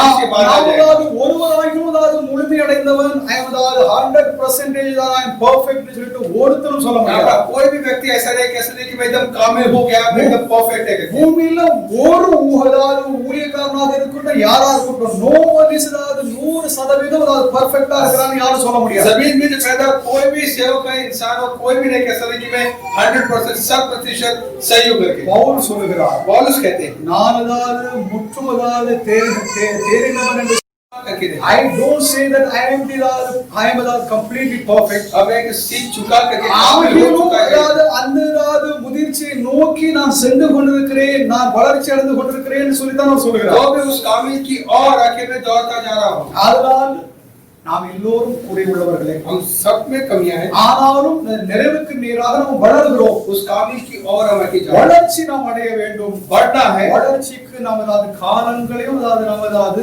அதை பயன்படுத்த வேண்டும் அதை நாம் விட வேண்டும் वो तरक्की के लिए मौका और हालात को हम जगह देना தேவனுடைய நாமத்திற்கு மகிமை प्रभु के नाम की महिमा நம்முடைய குறைகளை நாம் அதாவது ஏற்றுக்கொண்டு அதை விட்டுவிட வேண்டும் हमारे कमजोरियों को के हमारे गलतियों को मारना है और छोड़ना है அந்த வளர்ச்சியின் காலங்களிலே அதாவது நாம் अनेक மிஸ்டேக்குகள் वो பண்ணிருக்கோம் तरक्की के उस बीच में कई गलतियां भी की होगी வாத்தியார்கள் ஸ்கூலிலே शिक्षक जो होते हैं அதாவது படிக்கிற பிள்ளைகளை தப்பு பண்ணிட்டாங்கன்னா अगर अध्यापक ने कुछ गलती किया तो இந்த மொழியில ஏதாவது அடிப்பாங்க, वे हाथ को उल्टा रख के मारते हैं அல்லதுன்னா அதாவது நீல் டவுன் பண்ணுன்னு சொல்லுவாங்க, या नील डाउन करने के लिए, அல்லதுன்னா அதாவது வெயில்ல போய் நில்லு या बाहर धूप पे खड़ा रहना। என்ன சொல்லி பல பனிஷ்மெண்ட் கொடுப்பாங்க. कई सजा के पनिशमेंट देते हैं। ஆனா இந்த ஸ்டூடெண்ட்ஸ் யாருமே ஏதாவது தாங்க ஏதாவது தப்பு பண்ணிருக்கோம்னு சொல்லி ஒத்துக்கொள்ள மாட்டாங்க. कोई भी आके जो अध्यापक है अगर अपने गलती किया तो बोलेगा நான் தப்பு பண்ணேன் ஏதாவது அப்படின்னு சொல்லி யாரும் சொல்ல மாட்டாங்க. कोई भी ऐसा नहीं करेगा।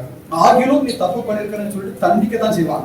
लेकिन तूने गलती किया करके उसको सजा देंगे। அதெல்லாம் நம்முடைய குற்றங்களை நாம் அதாவது விட்டுவிட வேண்டும், அந்த அறிக்கை செய்து விட்டுறணும். अपने गलतियों को हम माने और छोड़ दें। அப்படி நாம் விட்டு விடுகிறோம் என்றால் மற்றவர்களோடு நமக்கு ஏதாவது ஒரு ஏக பரஸ்பர ஒப்புரவாகுதல் உண்டாகும். ऐसे करने से आपस में दूसरे से अच्छे मेल मिलाप अच्छा रिश्ता बनाएंगे। அந்த ஒப்புரவாகுதலாவது உண்டாக வேண்டும் என்றால் நம்முடைய குற்றங்களை நாம் அதாவது விட்டுடணும். और मेल मिलाप अगर ठीक होना है तो एक दूसरे गलतियों को छोड़ दें। மனதில் வைத்ததாவது அவர்களை நாம் அதாவது பார்க்க கூடாது, நாம் அதாவது அவரோடு இடைப்படக்கூடாது. मन में रखे उसको नहीं देखना है, के बात नहीं करना है। இதெல்லாம் செய்கிறது சாதாரண காரியம் அல்ல. ये करना मामूली बात नहीं। தெய்வீகம் இயேசு கிறிஸ்து நமக்குள்ளாக மெய்யாகவே இருந்தால் நாம் அதை செய்ய முடியும், அப்படி இல்லை என்றால் நாம் செய்யவே முடியாது. यीशु मसीह अगर हमारे अंदर होंगे तो ऐसे कर सकते हैं। எந்த பெரியதா பரிசுத்தவானாக இருக்கட்டும், எந்த பெரியதா பக்தனாக இருக்கட்டும், யாரா இருக்கட்டும், कितना बड़ा पवित्र इंसान हो, कोई बड़ा भक्त நான் என்ன சொல்கிறேன் என்றால் நாம் அதற்காக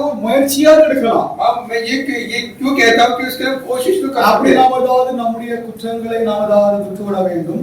हम पहले अपने गलतियों को माने, அப்பொழுது விட்டுவிடும் பொழுது நமக்கு ஏதாவது ஒரு பரஸ்பர ஏதாவது ஒப்புரவாகுதல் உண்டாகும். उससे होने से एक दूसरे के साथ अच्छे मेल मिलाप होगा, ஐக்கியம் உண்டாகிறது. मेल मिलाप। ஆதலால் ஆறாவது நாம் பார்த்துக் கொண்டிருக்கிறது என்னென்றால் நாம் பொறுமை, அமைதி காக்க வேண்டும். छठी पदम क्या है? धीरज रखना जरूरी है। அமைதியோடு தான் ஒரு காரியத்தை அதாவது கண்ணோக்கி பார்க்க வேண்டும், அமைதலாக இருக்க வேண்டும். खामोशी से हम करें कि उसका அமைதலோடு இருக்கிறோம் என்றால் அதாவது ஒரு ஊமாங்காளிகளை போல இருக்கிறோம்னு சொல்லிட்டு அர்த்தம் அல்ல. खामोशी का ये नहीं कि हम कुछ बोले नहीं, गूंगा जैसा है। அந்த காரியத்தை கர்த்தரிடம் சொல்லி वो कार्य को प्रभु के सामने கர்த்தர் இதற்கு என்ன தீர்வு ஏதாவது செய்கிறார் என்பதை நாம் கவனித்து நாம் நடக்க வேண்டும். प्रभु इसका क्या फैसला करते हैं करके इंतजार करें। தேவனுடைய நாமத்திற்கு மகிமை உண்டாவதாக. प्रभु के नाम की महिमा। இந்த காரியங்களை நாம் அதாவது செய்தோம் என்றால் ये कार्य करेंगे तो சபை கட்டப்படுகிறது என்று சொல்ல அர்த்தமாகும். आगे बांधे जाएगा। தேவனுடைய நாமத்திற்கு மகிமை உண்டாவதாக. प्रभु के नाम की महिमा। ஒன்றாவது ஏதாவது காரியம் ஏதாவது நாம் ஒழுங்காக வருகை ஏதாவது கொடுக்க வேண்டும். पहला जो बात है कि हमें ठीक ठीक प्रभु के कलीसिया में आना है। கர்த்தருடைய ஜனங்கள் ஏதாவது கூடுகிற சமயமெல்லாம் நாம் கூடி வர வேண்டும். जब जब कलीसिया मिलते हैं हमारा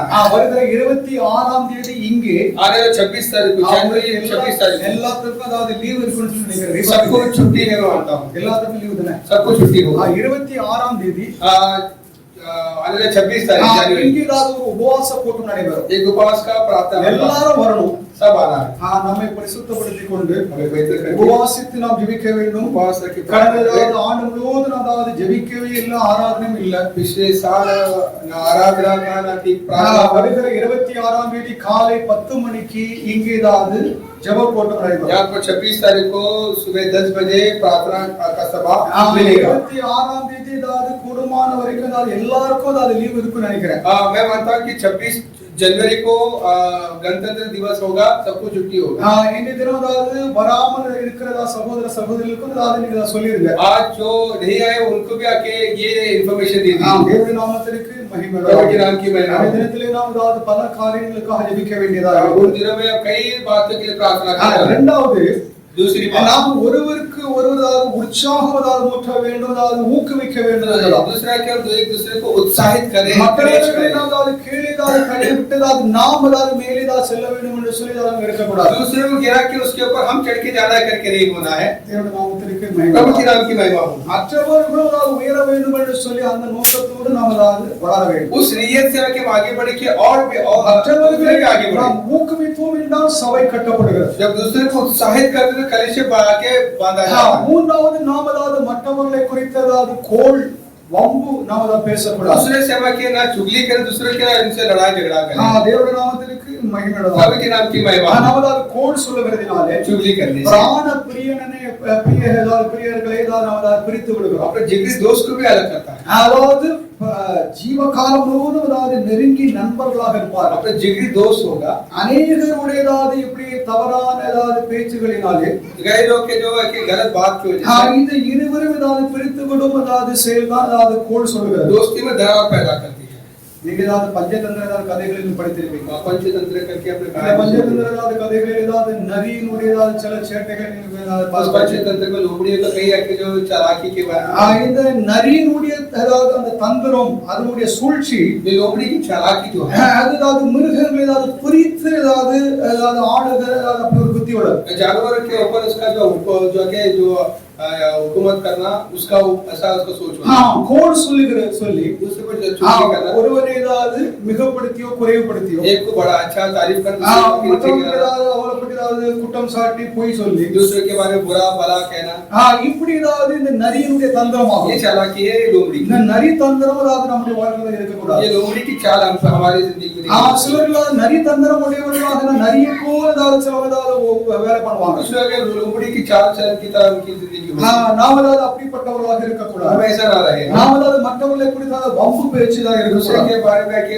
भला भला बुरा ना நான்காவது ஜெபமும் ஆராதனையும். चौथी बात प्रार्थना आराधना. நாம் ஆண்டவருக்கு ஏதாவது நாம் ஜெபம் செய்ய வேண்டும். என்னாலும் நம்முடைய ஜெபங்களிலே மற்றவர்களுக்காக ஏதாவது நாம் ஏதாவது விண்ணப்பிக்க வேண்டும். प्रभु से प्रार्थना करें हर पल दिलो जान से प्रार्थना. சபையும் ஏதாவது ஊழியர்களுக்காக ஏதாவது மேய்ப்பர்களுக்காக ஏதாவது ஜெபிப்பார்கள். कलीसिया भी जो है कि सेवक के அப்படி செய்கிறதுனால ஏதாவது சபையில கட்டப்படும். ऐसा करने से कलीसिया की ஐந்தாவது நாம் கர்த்தருடைய ஏதாவது பணியிலே ஏதாவது பணியாற்ற வேண்டும். प्रभु की सेवा में हम भी தேவன் நமக்கு கொடுத்திருக்கிற இந்த கிருபை ஏதாவது தாளந்துகளை ஏதாவது வரங்களை நாம் பயன்படுத்த வேண்டும். प्रभु ने हमको दिया ये जो हुनर जो है ये अनुग्रह जो है प्रभु की कलीसिया के सेवा के लिए इस्तेमाल करें. அதாவது பல ஆபீஸ்களில் ஏதாவது வேலை செய்வோம். हम काम करते हैं ऑफिस में பல ஏதாவது பிசினஸ் வேலை किसी செய்வோம். फैक्ट्री में या अपने खुद का कारोबार होता है. அதுதான் எங்களுடைய வேலை, அதுதான் எங்களுடைய ஏதாவது ஜாப் என்று சொல்லி நம்ம செய்யக்கூடாது. वही हमारा काम वही सब कुछ करके रहा ஆண்டவர் है. நமக்கு ஏதாவது சில பணிகளை ஏதாவது சேவை கொடுத்திருக்கிறார். प्रभु ने कुछ जिम्मेदारी हमारे அதை करने को दिया. சபைக்காக நாம் அதை செய்யும் பொழுது वो कलीसिया के खातिर करते हैं. சபை ஏதாவது கட்டப்படுகிறது. कलीसिया बांधा जाता है. தேவனுடைய நாமத்திற்கு மகிமை. प्रभु के नाम की महिमा हो. ஆறாவது